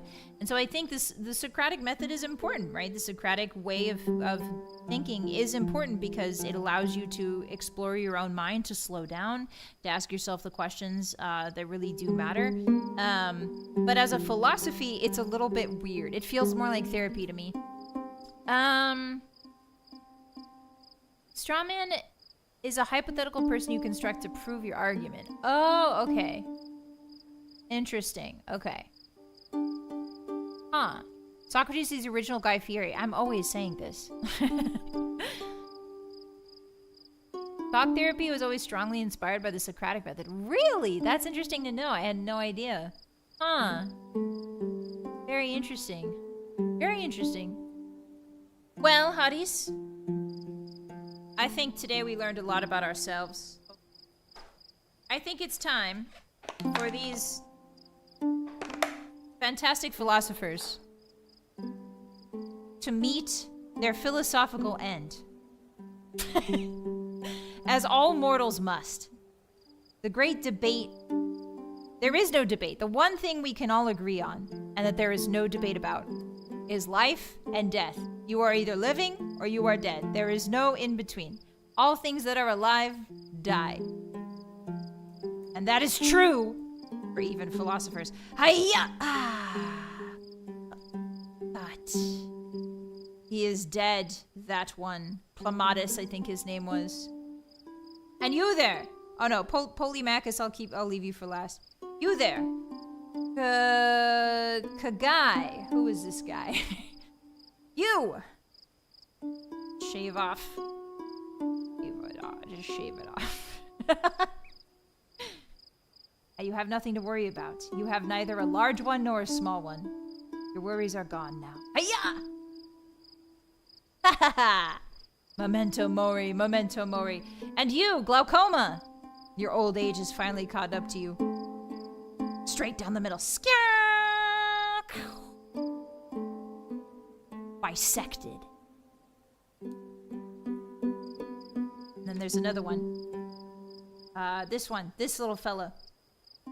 I forget his name, but he's gonna go inside of the ancient Greek vessel, like a Trojan horse. Like the Trojan horse, he'll be delivered to Socrates' door. Knock knock.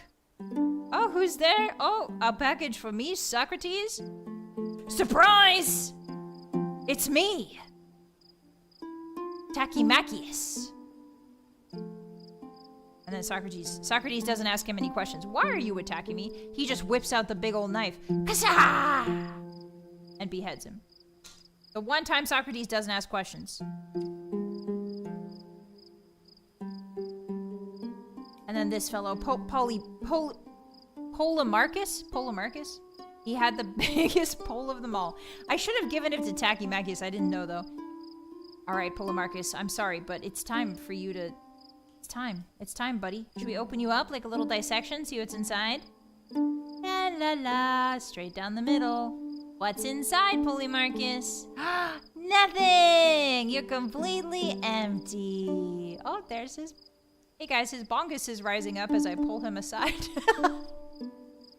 Oh no, the bongus. Quick, cover that up. Put him in his burial shroud. Tachymachius. Tachymachius. Tachymatus? I forget his name. Thrashymachius. Yeah, Thrashymachius. Yeah, Polemarchus was chill. I liked Polemarchus. Thrashymachius was not chill in any way, shape, or form, and so I think he should get... Maybe he should get a not chill death. Do we have like a not chill death? Oh, yes. How about death by squishing by a huge shovel? Let's move the little cushions out of the way. Tachymachius, you dared to stand up to Socrates, now you get squished. Squish. Oh, there's a smiley face on it. I didn't realize. The smiley face killer has gotten him. Tachymachius, no! You tried to be the barbarian. You tried. Socrates wouldn't let you. And last but not least, the narrator, Socrates. Socrates gets a special death. Oh, the music stopped. One moment. I think we lost our music. One moment. Socrates, you get a special death. As a priestess of Athena, we do accept sacrifices. Knight, thank you so much for the 5 super. Socrates getting executed just like real life. Not quite, but thank you, I appreciate that. Lemoru, thank you very much for your generous contribution to the Temple of Athena. Clearly. Thanks to that, I'm going to ban the word clearly from my chat forever, so say it now. Say it now, because tomorrow when you come in, it's going to be banned forever. This is your last chance. Start saying it. Say it a lot and quickly. Thank you so much, Lamora, for your support of the Temple of Athena. Athena? Sorry, I meant Artemis. I apologize, I said Athena. I hope she won't get angry about that. Yeah, get all your clearlies out. Clearly, clearly, clearly, clearly. Oh yeah, Socrates? Well, clearly this. Ow! Ah. Ew! Ugh. It's on my teeth. Is it edible? I'm gonna throw up. Ugh. Oh, God. I have to spit. Ugh. I almost threw up there. I'm fine, though. I didn't expect it to stick to my teeth. He has been bitten. in twain. Just like the real Socrates died. We need to get some teeth marks on here. Otherwise, you guys aren't going to believe me that I bit it. All right, here we go. No, I might throw up. I might actually... You know what?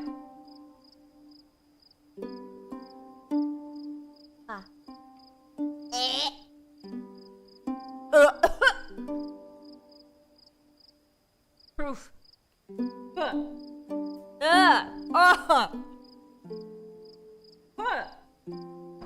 Oh god, it's like the smell of Plato but in my nose, in my mouth.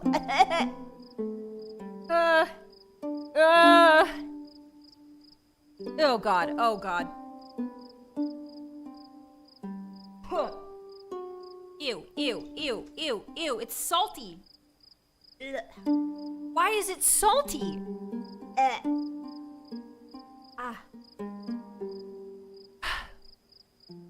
Well, I can smell it in my mouth. This has been your very refined priestess of Artemis, bringing you Socrates' The Republic. Plato's The Republic, sorry. Narrated by Socrates. I am going to go up Chuck now. Thank you very much, everyone, for this wonderful day today. I hope you learned much from this ancient philosopher. And until then, never forget, never remember, never forget. Just smile. All these philosophy arguments, no, just smile. Who cares about all these words? Just smile. It's okay. Mortal life is short. The gods will embrace you in the afterlife. Mortal life is short. Just smile. Just have fun. Having fun and playing. That's my philosophy. Having fun and playing. Oh god, it's so bad. It's on my teeth. Malkosh, thank you so much for the other biddies. So goodbye, philosophers. Goodbye. Thank you so much for the biddies, Malkosh. Salt, thank you for the 5. I'm gonna throw up, guys. I need to go. This was so cool. It was like I was really in the Plato's cave. You were the whole time. You were. Look, Plato's cave. It's right here. It's right here. The cave of Plato. Look. Right here. Oh my god, I just swallowed for the first time. Oh god. Look, it's Plato's cave. Thank you so much. I appreciate that. Crazy, thank you for the mac and cheese soup. Stop giving me soupas. I need to go throw up. Does anyone else think that Vyhe is talking about history makes her... What? How long should I spend in the dungeon for this heresy? Forever. I banish you forever into the dungeon, Crazy. I am not cute. I am evil. And fricked up. And also very tough. Max, thank you for the 2 soupa. Toothpaste fun, thank you. I'm gonna go throw up now. Goodbye, everyone. This is your very refined, very normal... priestess of Artemis, signing out. Take care of yourselves, everyone. I will see you tomorrow for Fallout 4, Legendary Mode, Survival Mode, and until then, remember the words. The only philosophical words you ever need to remember. Having fun and playing. Goodbye, everyone. Goodbye, Oathbreaker. Goodbye, Milk Tea. Goodbye, Alada. Goodbye, Gooey. Goodbye, Malkosh. Goodbye, Isaac. Goodbye, Max. Goodbye, Kieran. Goodbye, Lamoro.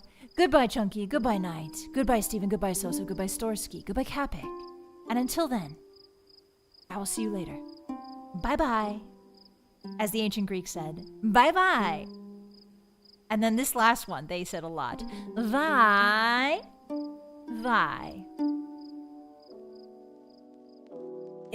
I'm gonna throw... It is so bad.